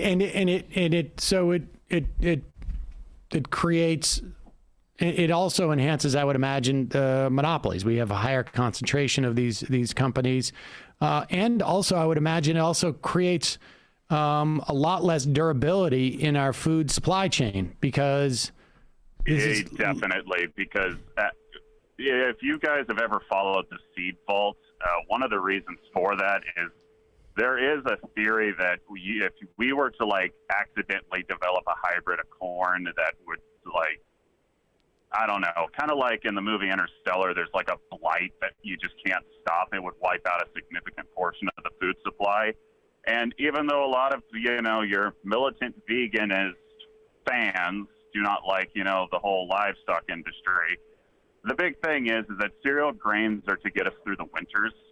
They're not like, obviously we don't eat them directly, but until we build the infrastructure to get enough plant-based proteins that can get us through the winters, it will be a necessary part of our economy. And there's really no other way to do that. So like, if you cripple the corn supply, the animals die, and then, well, you'd have a really bleak winter on your hands. So yeah. Well, not to keep everything all doom and gloom. Thanks, dude. But, I am very hopeful that we're going to be moving towards a more sustainable future, particularly as fertilizers kind of force us to have to use a lot of crop rotations to fill the void. These chemicals are becoming far more resistant, so a lot of farmers are getting back to conventional tillage practices, which are not as damaging to the environment, though we'll have to figure out how to get it to work with, soil health programs. And I mean, there's a lot of crop rotations we can do that'll help diversify what we'll have locally, and yeah, should be good. Kowalski from Nebraska, appreciate Thanks for the your input. Thanks. The cheering up. Thanks for reminding us all our eggs are in one very, very shaky basket. Yes. Exactly. Yeah. Thank you. Springs eternal. Yeah. We appreciate it. Thanks. We shouldn't shoot the messenger. He's Nope. just, but It's nice to get an advanced sight of coming doom. Thank God. Calling from a 714 area code. I didn't even want to take a phone call, but I needed like the off chance that someone's going to have something cheery to say. Hey Sam, this is Marlon from LA. Can you hear me? Who is it? Marlon from LA. Marlon from LA. What's on your mind? Yep. So I'm wondering, at one point you were talking about the twin bills going through Congress. You mentioned that we don't necessarily need to balance the deficit or that taxes aren't necessarily needed. We could just print money because we're kind of like a world currency. Did I understand that correctly? Yes, that's the idea behind MMT, is that it's not just because we're world currency, but because also we have control over our currency. But yes. So my question is, I've heard you a lot say that the reason the dollar bill is kind of strong, or why it's enforced by the government, is because its power is because that's the only thing you can pay the government for taxes. The value, the currency gets its value because it is the exclusive way in which you can pay your taxes. Yes. So in other words, you don't pay your taxes, you're going to go to jail, right? Yes. I mean, but I guess you kind of mentioned that there could be like a world where we didn't pay taxes and instead the U.S. government only really printed its own money for revenue. the U.S. government does not need to tax for revenue. The value of the reason why you would tax is really twofold. One is because it maintains the value of the currency. And the second reason is, too, if you wanted to inhibit the money supply. That makes sense. Like cool down the economy. Exactly. Yep, that makes sense. Exactly. Yep, that's all from me. Thank you. All right, appreciate the call. Thanks so much. He had me like, for a moment, I thought like, oh my gosh. You were defensive. You were ready to. And I wasn't defensive, but I was like, wait a second. Are we going to get a libertarian on the phone here? Has my prayers been answered? Like, I was looking for something to cheer me up. Spidey senses. And I was like, wait a second. Just a normal person wanted clarification. Just a normal person who wanted a clarification. Damn it! Damn you, normal guy! I was like, what's going to cheer me up today? Oh, I know. Oh, we know. Okay, well. Some dude is going to complain about like light bulb regulations or something, but nope. I mean, just wanted clarification. Just wanted to. All right. I would recommend, caller, that you follow Stephanie Kelton on Twitter, and one of the most prominent proponents of MMT, read anything written by her, or listen to the interviews that we've done with her over the years. Do we have any clips to cheer us up? I think we might. Let's see. I mean, the Pelosi stuff is pretty Hunger Games, God, but there's also Meghan McCain. Let's start with Meghan McCain, then we'll do the Pelosi thing. The Pelosi thing is just like, I am so just oh God, just horrible. I mean, I just we're at like. I mean, John Kerry windsurfing horrible. Yes. Or Nancy Pelosi ice cream horrible. Like, I mean, that's. No, this. You got a problem when you become your own example to measure against how bad you are. Yeah. But let's cheer ourselves up with a little bit of Meghan McCain. Meghan McCain. I'm not sure if you're aware of this, Emma. She had a very toxic work environment at The View. I heard. And when you think about all those years in which she went to broadcasting school, acting school, writing school, invested all that time to become born by her dad, and then to finally have that pay off and be a member of The View and have a toxic environment, that's tough. But there's always Fox, and here she is. You look at all these parents in Virginia. I'm now a parent in Virginia, talking about how education and critical race theory played a huge role in why they ended up voting for Glenn Youngkin. And I just thought it was very strange that there's a complete and utter denial that critical race theory exists and is being taught. There's ample evidence of it being taught in many states across the country. And if it's something that doesn't exist, why are Democrats so riled up at the idea of it being banned places? Democrats are the ones riled up about critical race theory? Well, about it being banned. You keep arguing why it shouldn't be banned. And if it doesn't exist in the schools, why are you arguing that it shouldn't be banned? I think the simple answer is because they're using it to attack actual history. Oh, okay. Okay. You know what? This is a toxic environment. If you're going to talk back to me, it's toxic. It's toxic. Wait, but I have something to add on this. Talk back. Sick. Yep, I shouldn't. I don't want to contribute to the toxic work environment. What is it? You can say it. No. We have. I don't want to get fired. This is the end of free speech too around here. Yeah, I can't. Authoritarian zone. We have news out of Spotsylvania County. I believe Spotsylvania is in Virginia. I might be wrong about that, but news out of the book burning from the book burning department. Two members, Cortland Representative Rabi Abu Smail and Livingston Representative Kirk Twigg, said that they would like to see the removed books burned. I think we should throw those books in a fire, Abu Smail said. And Twig said he wants to see the books before we burn them, so we can identify within our community that we are eradicating this bad stuff. This is on Fredericksburg.com, Spotsylvania School Board. And what are the books that they want to burn? They're about LGBT. There's this one book called like 33. I missed it now, but it's LGBTQIA, 33 Snowfish. Yeah, about by Adam Rapp, concerns 3 homeless teenagers attempting to escape from past that includes sexual abuse, prostitution, and drug addiction. Oh, so in other words, a critical LGBT homelessness it's some critical gay theory book. Got some critical gay theory going on.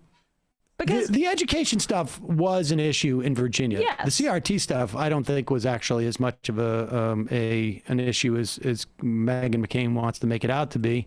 But it's also a great way of saying, let's get more racist without having to say those words.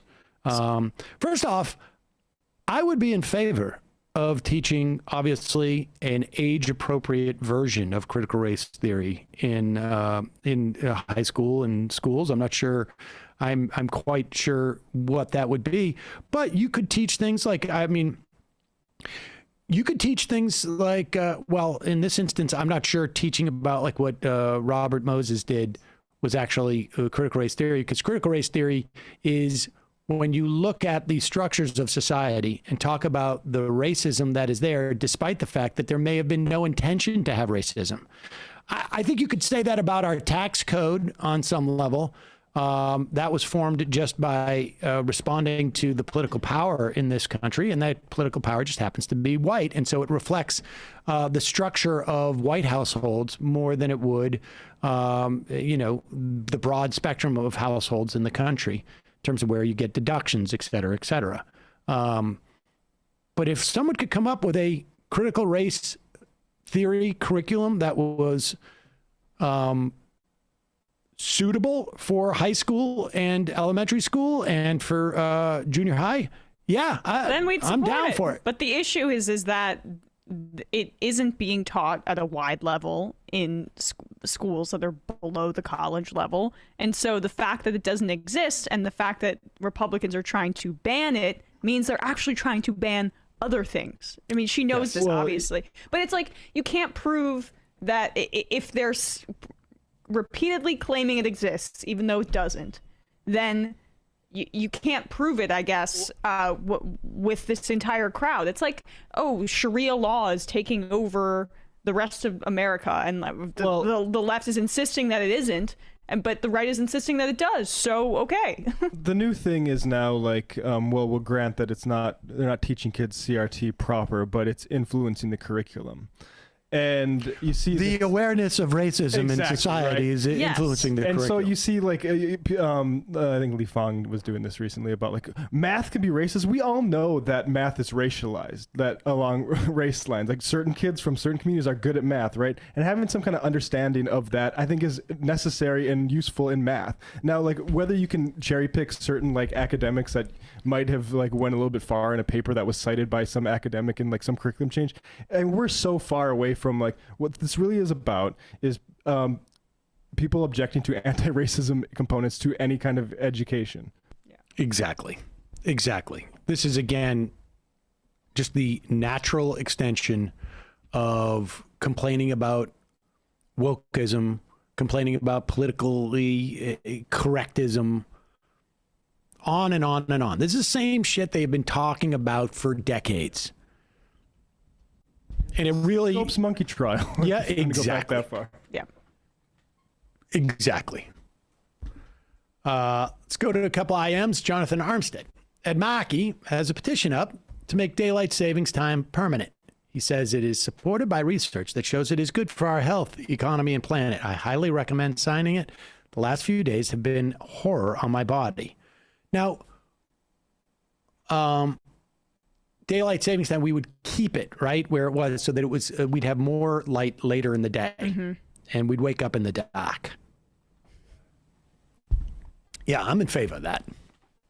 Also, I've noticed that since that interview on cults, you've had more and more interviewers talking about how they love listening to the show and calling out past episodes. I see what you've done, Sam. Thank you.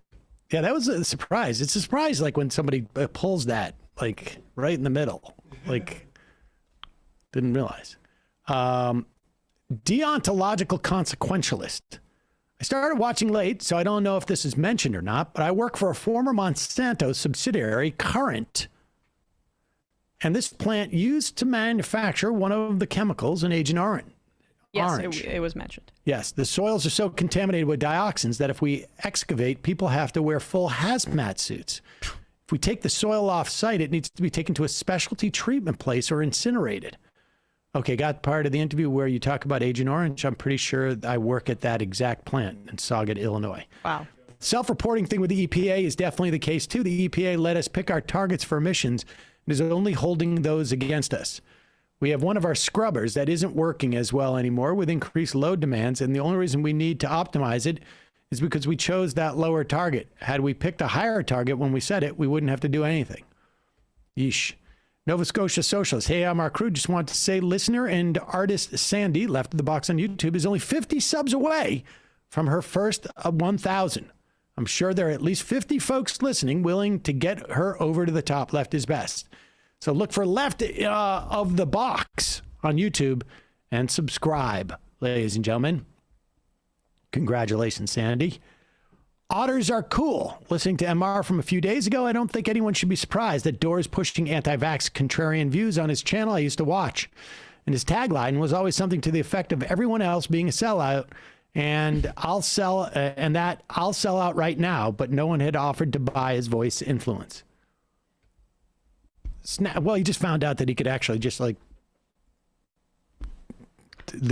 every individual anti-vaxxer has sort of encouraged his. Well, he also found out that, you know, he cultivated a certain audience based on only criticizing Democrats. Oh yeah. So then there was an infrastructure, if you will, for it.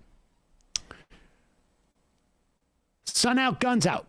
It would be awesome if this show could interview Dr. Roberto Unger, former Minister of Strategic Affairs under both Lula and Dilma in Brazil. Also one of the leading experts of critical legal studies. Interesting. We put that on the list, Bradley. Have you read my email? Hey, Sam, I ran into a video about the red delicious from the channel Atomic Frontier, and I had to think of you. Now that I've had some therapy to recover from that, I wanted to recommend the video to you. The video is called Red Delicious Aren't Delicious. Here's why. I don't need to watch a video to find that out. Sam authored that video. Graveland. You could serve tasty cakes, but Bruins fans wouldn't like it.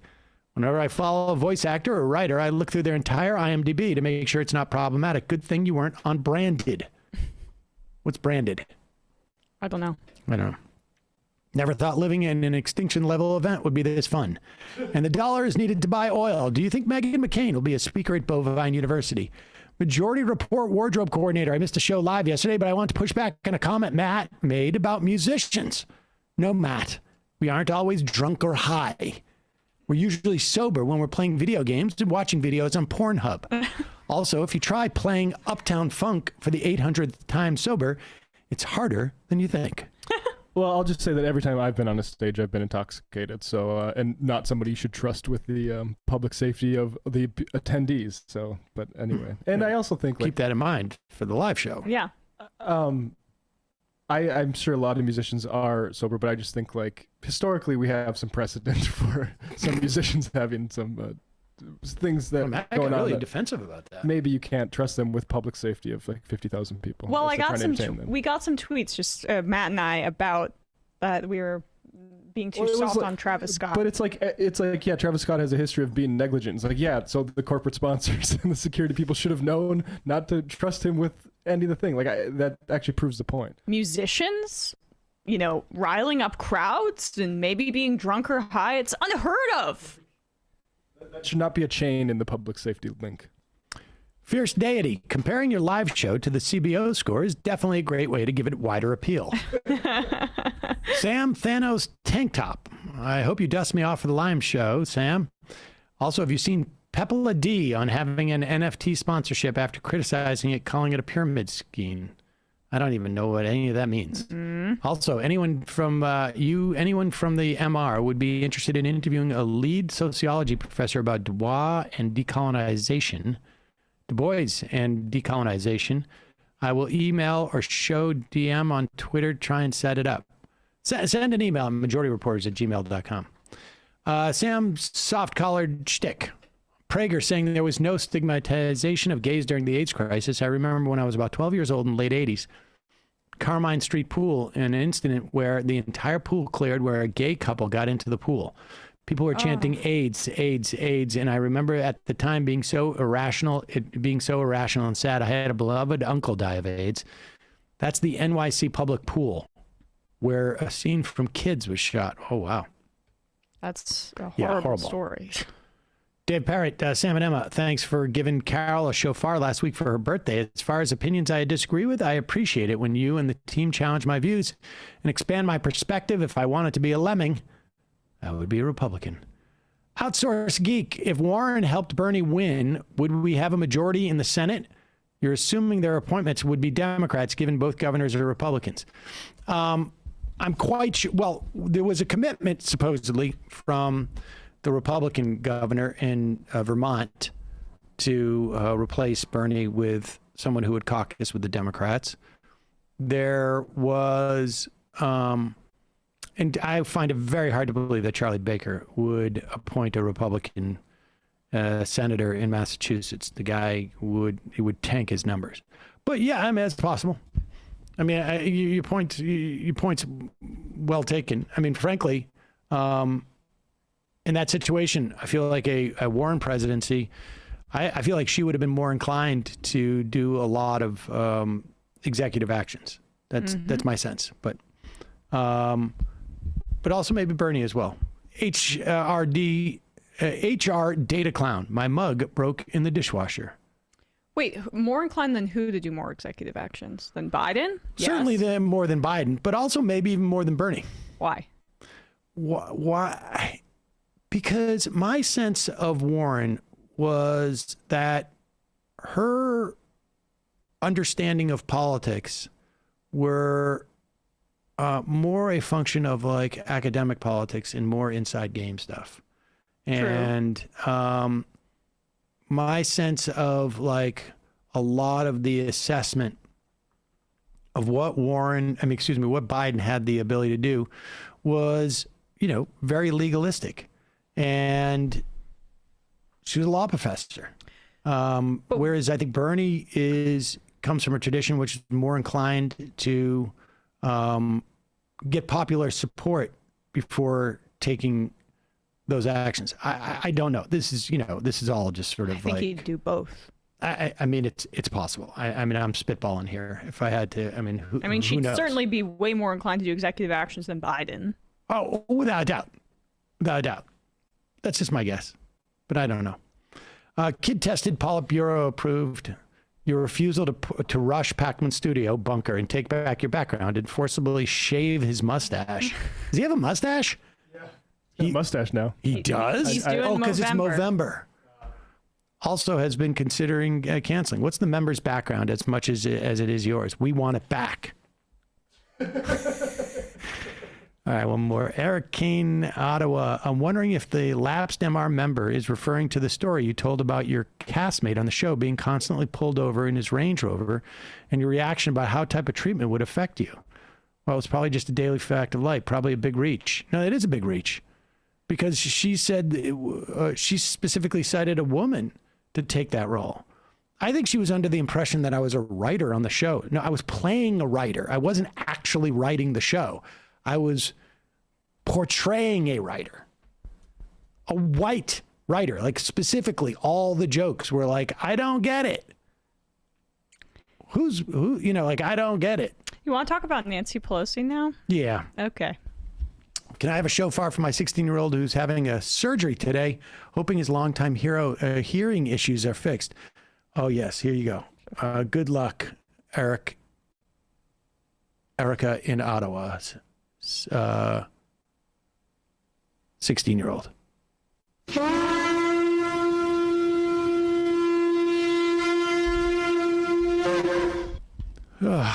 Nancy Pelosi. Let's start with this. COP26. Apparently they have traveled over there She took time off from her very busy schedule as a part-time wedding officiant. Yes. To go. But I'm sorry, billionaire heiress wedding officiant. Only the best. She's not down at City Hall marrying Bob only the and best. Sally. Only the nicest. We're going to show an image of that. It's really one of the most grotesque. It's so. The whole thing is so problematic. I can't even believe it. But she's at COP26 doing a panel, apparently, with at least some U.S. Congress people. And Abby Martin of Empire Files somehow was called upon. Maybe it was because she was wearing a mask. They didn't realize they weren't going to get a... That's the benefit. But Abby asks a very pointed and good question. And watching these lawmakers completely miss the point on purpose is somewhat entertaining, but also sort of disturbing. Speaker Pelosi, you just presided over a large increase in the Pentagon budget. This Pentagon budget is already massive. The Pentagon is a larger polluter than 140 countries combined. How can we seriously talk about net zero if there is this bipartisan consensus to constantly expand this large contributor to climate change, which is exempt from these conferences? Military is exempt from climate talks. Well, I just want to use an example if I can. You know, the sea level rise is an important part of, what's happening to the climate. And I am not a defense person, but I've had so many talks with the Defense Department, with the Navy in particular, about how they have to respond to what's going on. So I really do think that there is no reason why what we're putting together, with Build Back Better and other things can't respond to the Defense Department and have the same impact in terms of reducing emissions. And I do think that the Defense Department is very much aware of the fact that they have to play a major role, both from a strategic as well as, for the good of the world. Respond to the Defense Department. Did you see how he phrased it there? Oh yeah, they're talking exclusively about That's mitigation. Malone, by the way. How can we make the military more adaptable to climate change rather than addressing what the issue is that having a military that gets $7.8 trillion in a 10-year period, or $780 billion. That framing, yeah. On an annual basis, probably to grow. How can we get them to mitigate the implications of climate change rather than to get them to stop contributing so dramatically to climate change? I mean, he's saying, how can we mitigate the Pentagon? Because they're going to always grow and it will be static. He's working around her question.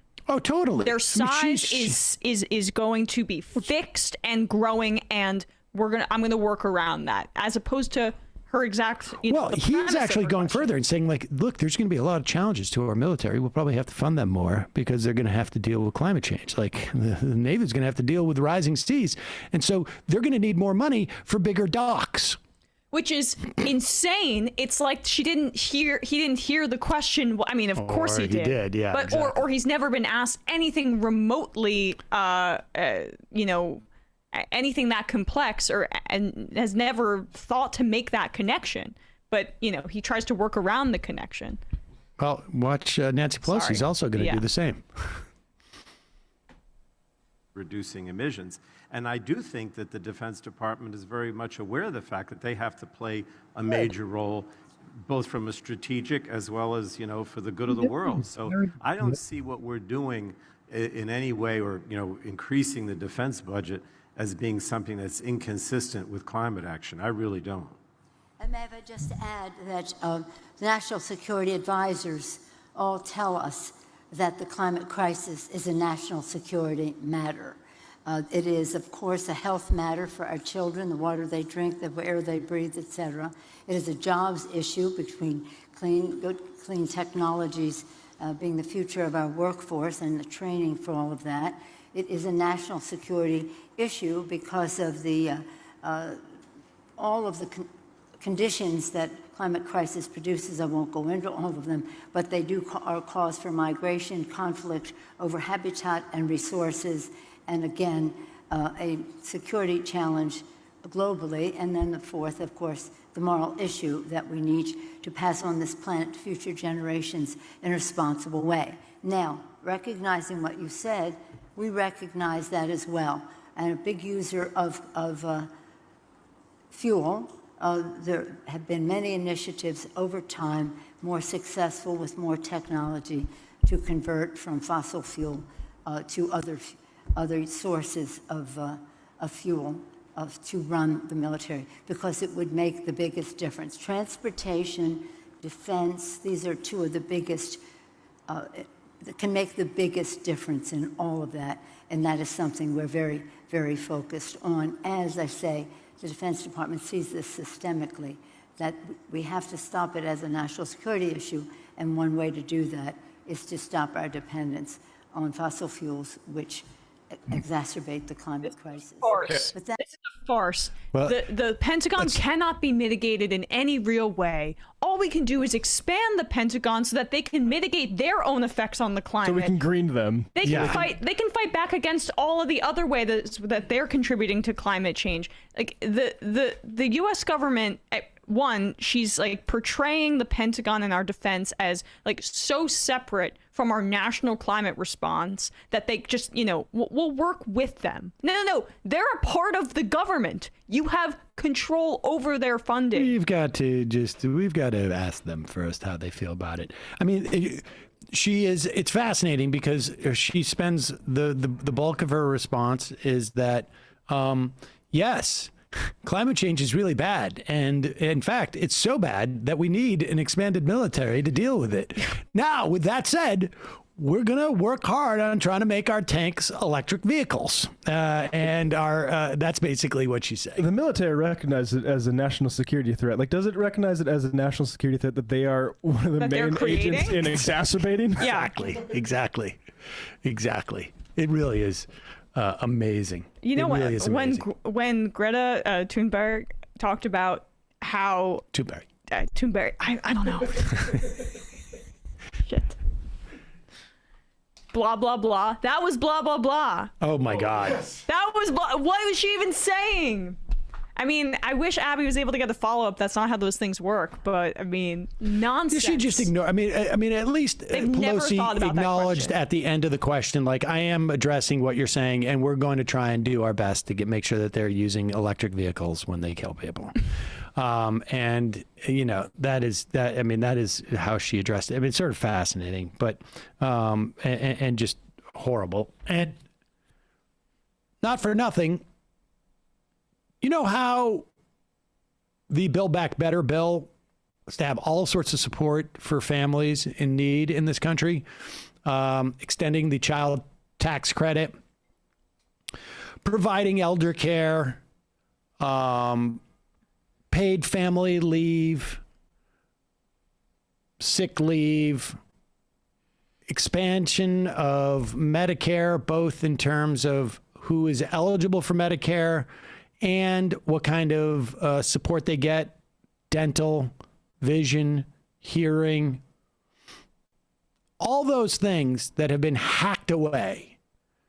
This is a very, very difficult time for those in the Democratic leadership who are so upset to see the Biden agenda being assaulted. They are very, very sensitive to what's going on with the children, the workers, the people, the average American. So sensitive that it is great to see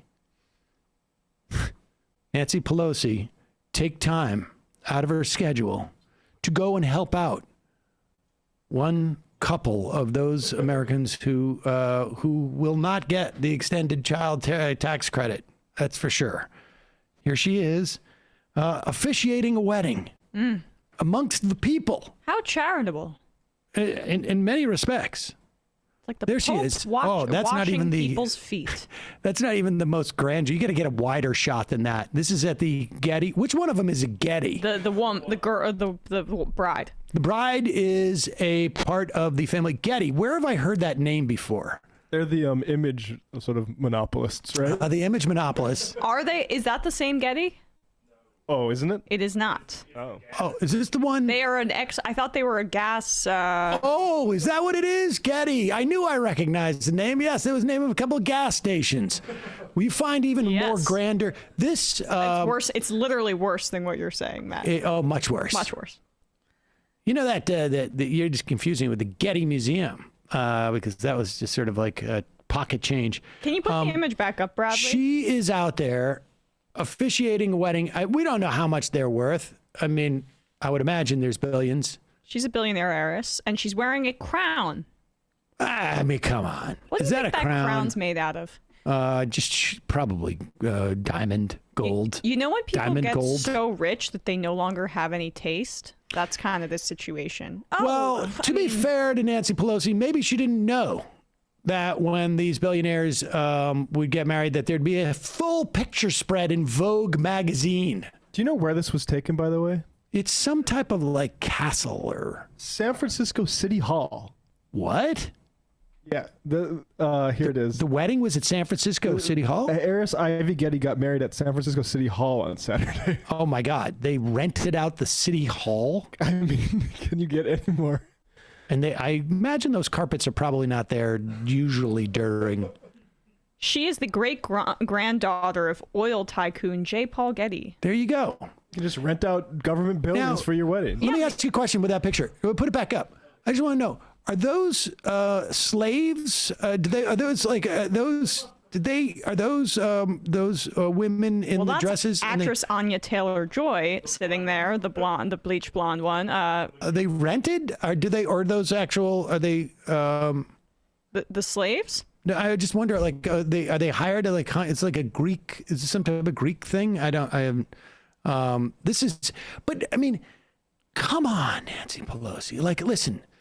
She's a multi-millionaire. I just want to make one. Wait, let me just finish this. Okay. It's like, it is one thing for her to be completely tone deaf, but it's another to be completely tone deaf to the total tone deafness that you have. Yeah. Like this is. It's one thing to be tone deaf and singing loudly. Exactly. This is like exponentially. Like this is the only thing I have to compare it to is, I have two things to compare it to.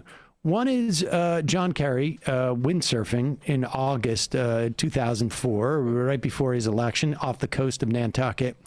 That was sort of didn't really project the right, as people are desperately trying to work to get him elected president. And then the other thing I would compare this to would be Nancy Pelosi herself. When she was talking about the COVID thing's really tough because we have to figure out what kind of ice cream we all like in front of her.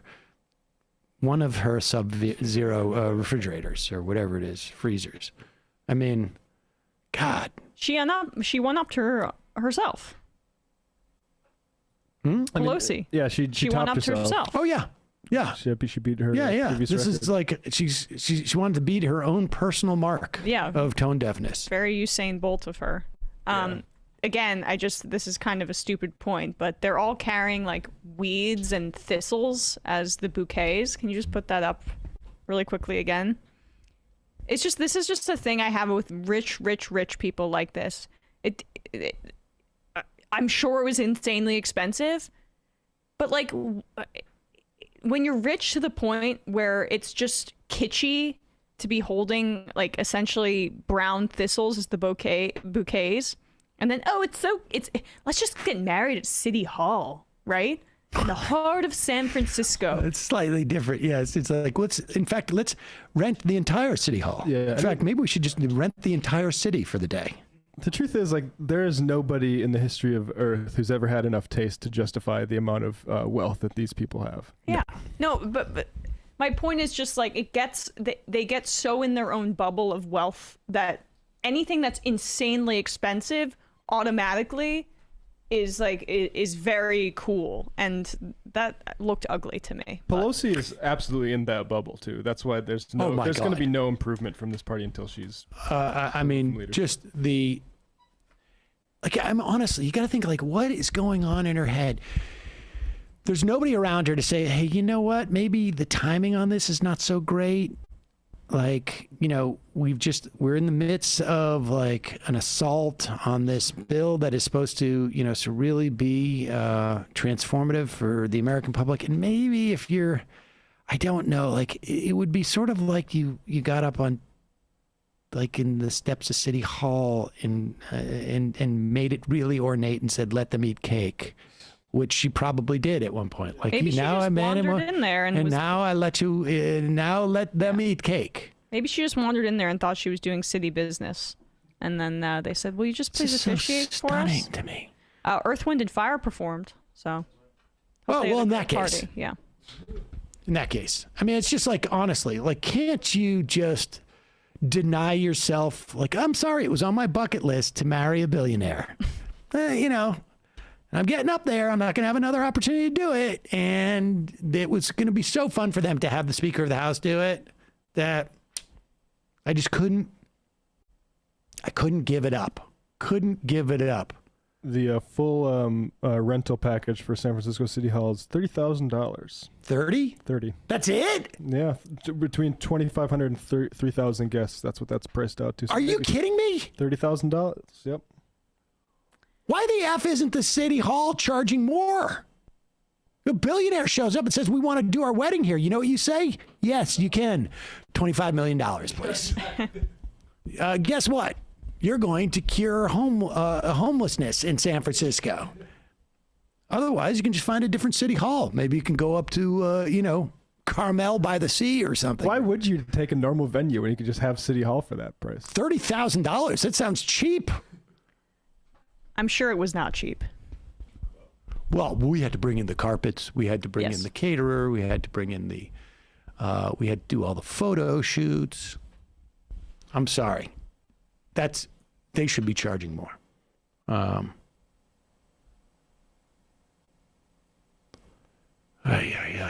It was all about dark romance, something soft but with a dose of edge. We paired with Christian Louboutin platform samples. I don't care about their taste, frankly. It's just disgusting. Yeah, it's all show of Satanism, opulence. Illuminati, but like, I don't know. You don't want me to make the whole segment or the rest of the show about the aesthetics of the wedding? No. I have to know how to spell Louboutin. I don't even know what Louboutin is. They're very fancy shoes. They have red bottoms. It's Beelzebub's son. Yeah. Have you ever seen his shoe? What is any of this fun? Are we going to have any fun here? I'm struggling. Terry Crews. It's so ridiculous. Wait, which number is that? It was a last second edition. It was 12. If you want me, I can intro it. We also have the second day of Robert. I'm forgetting his name. The power broker guy. Of course, day two of our bathing in our ignorance about history. All right, let's play this. Amazon. It's struggling companies. Yeah, they need a reshift. Go ahead, set this up. So I've been noticing, like, admittedly, I follow some people who used to be on The Bachelor on Instagram. Okay. Okay. And a lot of them are a part of Amazon's PR campaign. I thought that was odd. But it's not just them. Actor Terry Crews is getting in on the cash and the fun. They're trying to make Amazon's workplace, as right now on Long Island, I believe, or is it Long Island City? What part of New York is this unionization effort happening? Staten Island. Staten Island, sorry. Staten Island. Warehouse workers are trying to unionize. But don't worry. Rich and famous people want to tell everybody that there's really nothing to unionize for. Working conditions in Amazon are already top-notch. Terry Crews is here to tell you about it. We're here. I heard Amazon was hiring a bajillion people and thought I'd take a look for myself. Do you have to go with the arrow up? Yeah. The arrow up. So Amazon does pay for tuition? Yep. So what do you think my major should be? Hi, Savannah. Hi, Gary. Wait, I get to drive a forklift? Benefits, tuition, and flexible hours. They're hiring everywhere, so check it out for yourself. Who's Terry Crews? He's an actor. Famous actor. Yeah, something like that. Oh yeah, Brooklyn Nine-Nine. He was. We should have seen that coming then. I didn't watch that show. It was a ripoff of Beat Cops. One thing to note, whenever, because I've seen so many Amazon advertisements, like every single time I've been watching X-Files lately, every commercial break, it's Amazon. Look, we actually give people benefits and stuff. It's like, well, they're full-time employees. You'd have to do that. But when Amazon touts the $15 minimum wage thing, particularly for this warehouse work, which is, as you know, Terry demonstrated, you need to be quite a strong person to do it fairly easily. And even then, you're probably going to ruin your body. They get paid more than what Amazon pays. Like that's the real, like $15 minimum wage. Frankly, we should be going for more than that now, broadly everywhere. But like for Amazon and for that kind of work, it's insulting. It should be a lot more. What I would tune in for is to watch that guy be an Amazon worker for 30 days. Like absolutely. That'd be a great show. That would be interesting to do. Then he wouldn't be. You actually got to do it. He wouldn't be cheering about driving a forklift. I get to drive a forklift? Oh my God, I get to pee in my pants? Like I get to wear an adult diaper and pee my pants so that I can hit my my target on how many boxes I'm supposed to load up and over the course of 30 seconds? Or, you know, where's the algorithm thing? Where's the thing where they measure, you know, the people meter thing on there? Where's that? How come we don't get to see that? I want to see Terry Crews decide if he's going to take a quick lunch or go to the bathroom and see what his afternoon is like after making that choice. And maybe if he spends too much time in the bathroom, he'll get to experience the glorious vibrating wristband that tells him he needs to get back to work.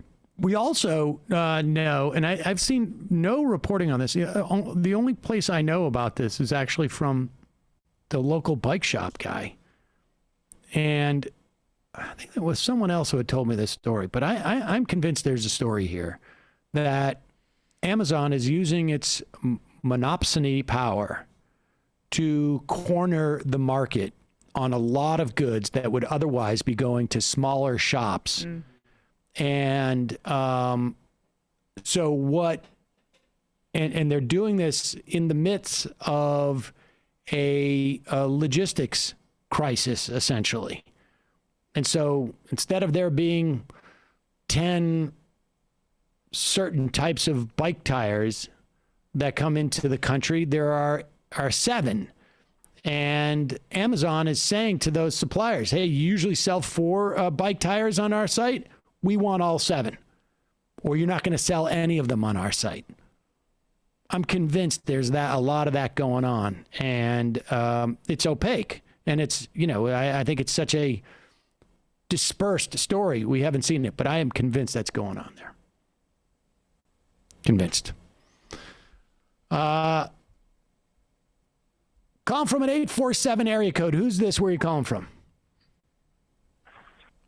Oh, hi, is this me? Yeah, it is you. Who's this?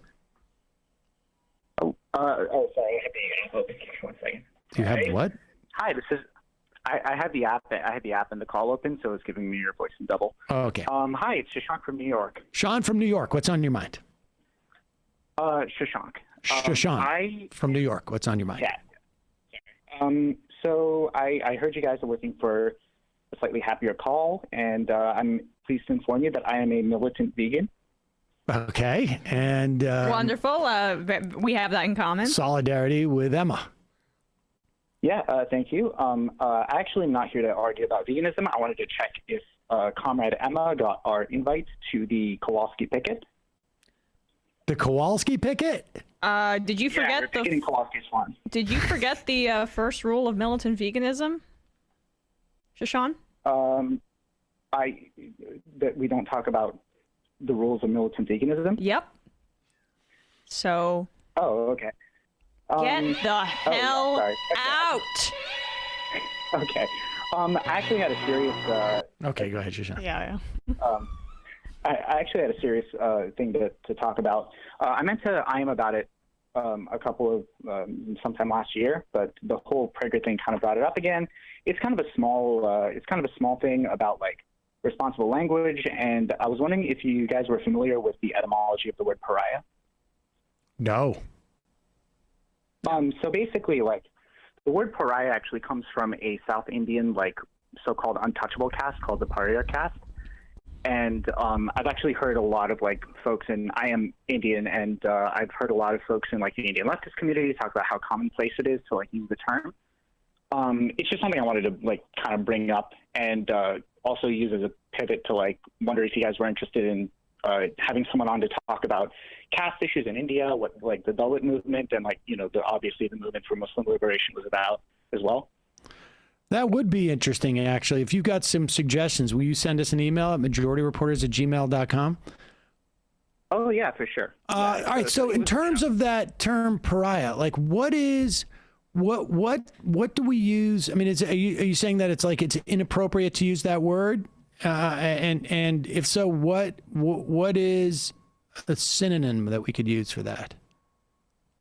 Well, I've usually used the term outcast, and I only recently learned about the term pariah, like the origins of the term pariah. But it's actually from it's a South Indian basically a South Indian caste community, and it kind of perpetuates these stereotypes about certain kinds of people, certain kinds of communities. It's kind of like the archaic term gypped, like we don't use that anymore because it kind of paints a certain community in a bad light, right? Right. Yeah, so outcast tends to be though outcast might also refer to the same kind of dynamic without necessarily throwing a specific community under the bus rather than talk about the dynamic itself, right? Yeah. I mean, I'm definitely open and sympathetic to that term being problematic. I wonder if there's not a better synonym. But outcast doesn't quite, because it implies that you've actually been cast out as opposed to, I guess, using cast. It's tough. It's tough.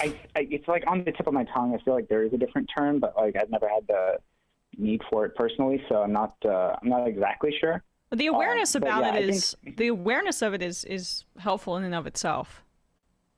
Oh, for sure. And I think caste issues are generally a really interesting and important topic. Indian left movements are very fascinating, and actually, the timing on this call is really poignant because apparently there are reports coming out right now that communist leaders in South India who are also anti-caste leaders are apparently there's been a very big murder in South India of a communist party leader in one of the states. And, it's the Indian leftist movement is a very poignant thing to study, and there's a specific movement that I think is based out of New York called Equality Labs, and they're very much dedicated to the fight against generally Hindu supremacy and the whole notion of Hindu nationalism. And as somebody myself who's from an extremely privileged part of the Hindu community, I kind of feel a responsibility to talk about that. Equality Labs is the name of the organization. I'll send you an email about that. I appreciate the call, Shashank. Yeah, thank you. Really interesting. Mind if I do a little plug? Sure. Yeah. So on Twitch, I'm Shantastic93. I love to talk about these issues specifically because it's kind of my niche. I also talk a lot about policy, economics, and healthcare. So yeah, Shantastic93 on Twitch or on YouTube. You said plug, and I thought you said pun, and I was excited about the pun, but now I'm even more excited about the plug. Shantastic93. Appreciate the call, Shashank. All right, thanks so much. All right, bye-bye. Interesting.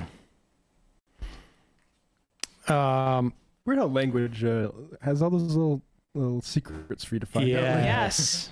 I would love to be more, fluent in different etymologies and stuff. I took Latin, and I don't remember any of it. Is there any other clip should we do before we go? Do some IMs and maybe take one more phone call? I feel like so Charlie sick of Kirk, bowling. yeah. All right, yeah, let's do Kirk. Oh my God.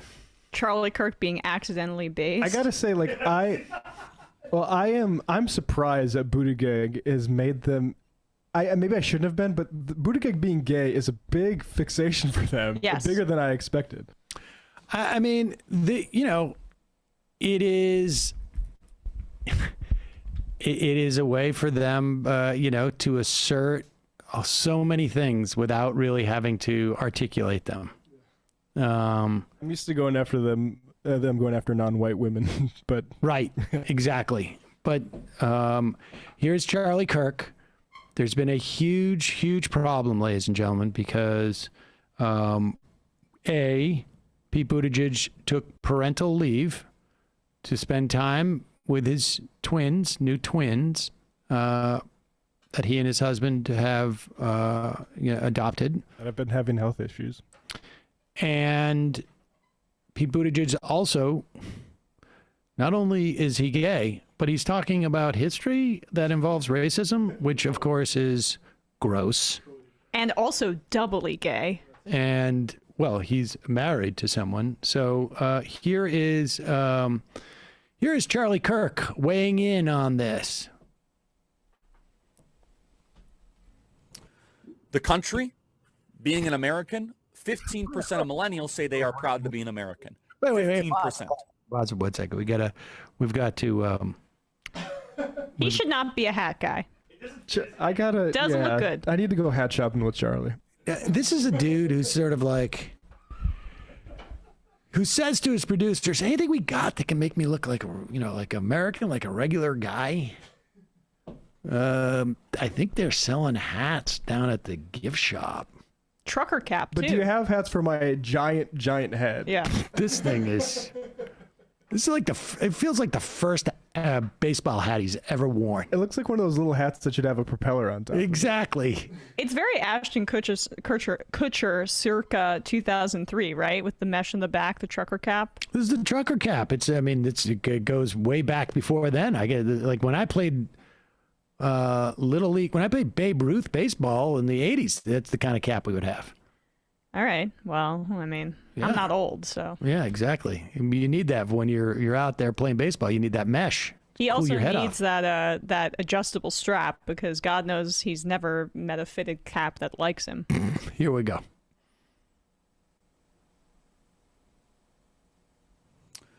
The country, being an American, 15% of millennials say they are proud to be an American.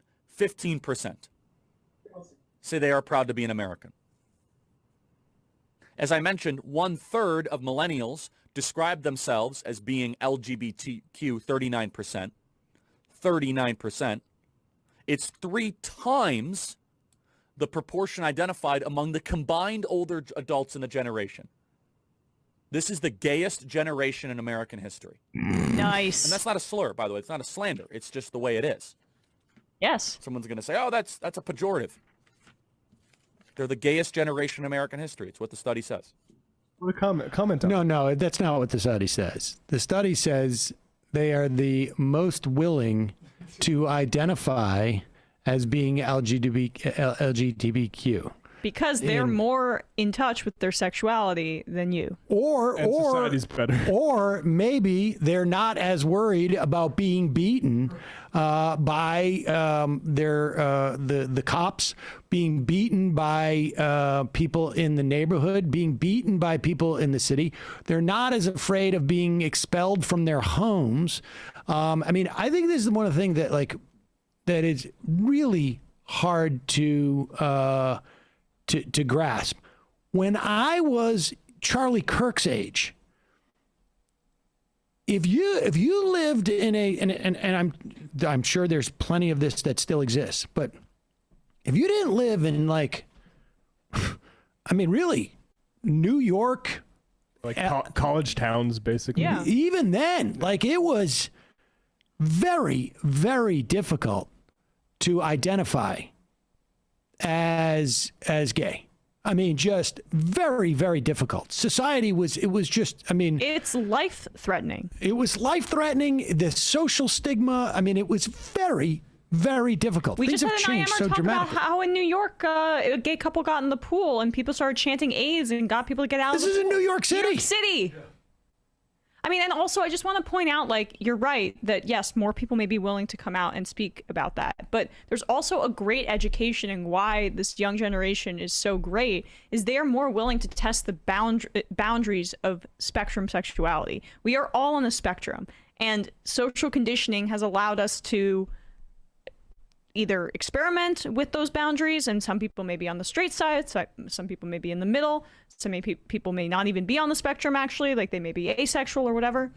But society has allowed for people to push those boundaries and see other people experimenting and maybe, you know, understanding that sexuality doesn't need to be connected to somebody's genitalia. You can be attracted to people in different ways, and you can test that out because we've allowed for this spectrum to be explored as a society. And I mean, like, I see that with my friends, and I see that with younger people.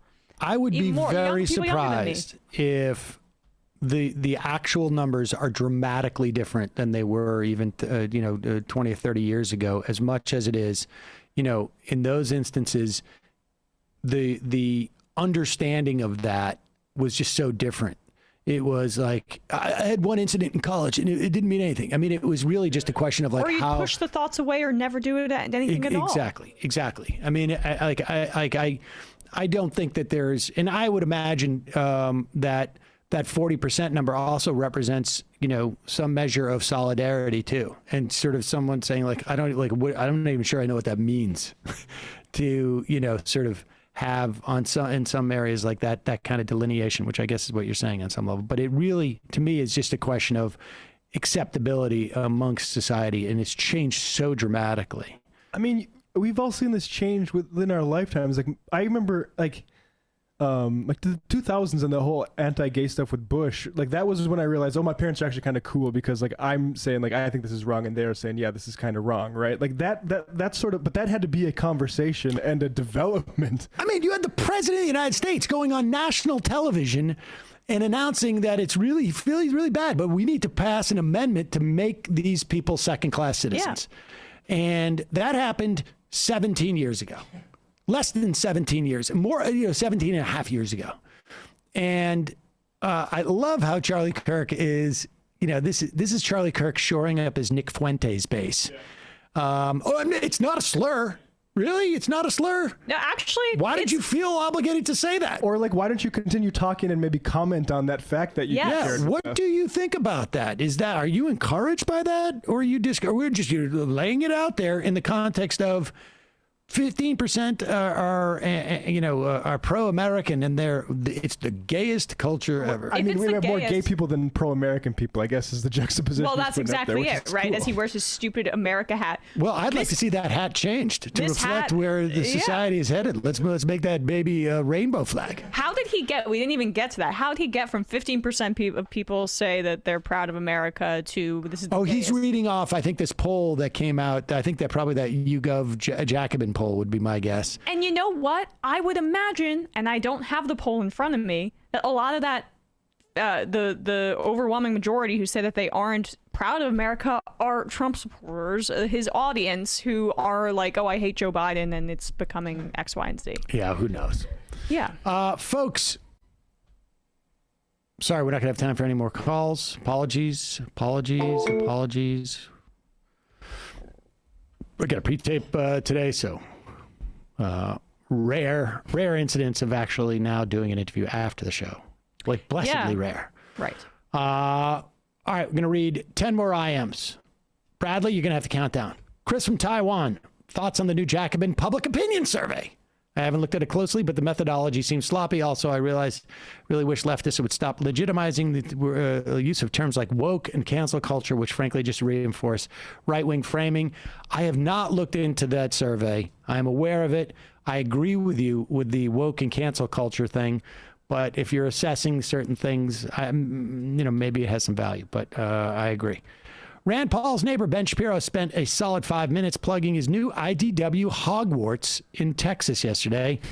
Best part was he prefaced it with saying the normal universities are scams, but not this one. Can't wait to see how this plays out. This is going to be wonderful. I can't wait for the arraignment. Gigan Daniel Ocean. Great guest today. You should also look into Roll Global, an agribusiness empire that is draining California's water to grow almonds. They also own Fiji Water, where workers face awful safety conditions to export precious water to wealthy American consumers. Jeez. Okay. Between the 101 and the 5. Sam, can you ask about the bug apocalypse, bees, etc.? Sorry. Darn, no worries, Sam. I can't help but think that bug apocalypse and the bee die-off are somewhat related to this. DNA, the great commons enclosure. Well, I think, what do you call it? Glyphosate has been shown to be impacting the bees. And aren't the bees coming back? Or maybe that's too optimistic. I thought that saw something that, like, maybe the bees are returning, but I'll look that up. Yeah, let's look into that. We used to do a couple of bees shows on this, like early on. Did a lot of bees. A lot of bee shows? Yeah, really did. Weed scientist. Forget GMOs. Bring back the math struggle sessions. Sandy Martin. Great episode today, everyone. I feel I learned a lot about the history of the agriculture industry in America. Tell Emma I want my shirt back. Every military has to be responsible for environmental impact. It doesn't cost extra. People have to be trained in environmental impact and enforcement. Pelosi is so full of shit. The military should be the first to have already converted to alternative fuels and power sources. Also, to appease the YouTube viewers, I am a libertarian, but I love the work and grassroots movement of the left. All right. How many more do we have? 3. 7 more? Okay. Ryan from West Michigan. Terry Crews also made comments around being concerned about black supremacy when the BLM stuff first came to the forefront. Seems like a huge idiot. Yep. Left is best. Yeah. Number 8. Nicole from Buffalo. Pelosi just really comes out and says we need to keep overfunding the military so that we can deal with the mass migration brought on by climate change, when her whole party postured about immigration for the entirety of Trump presidency. Did Cruz forget the police have a union? If he wants to be a shill, he should be at least be consistent. I wonder why there are less older gay people around. Maybe Charlie should ask Dennis Prager what he thinks. And the final IM of the day.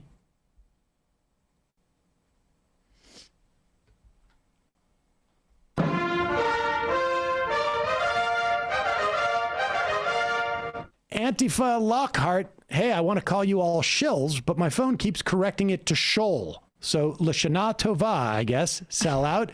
Sam pretending he doesn't know how bridesmaid work is peak divorce guy every day. Matt, Bradley, Emma, great job today.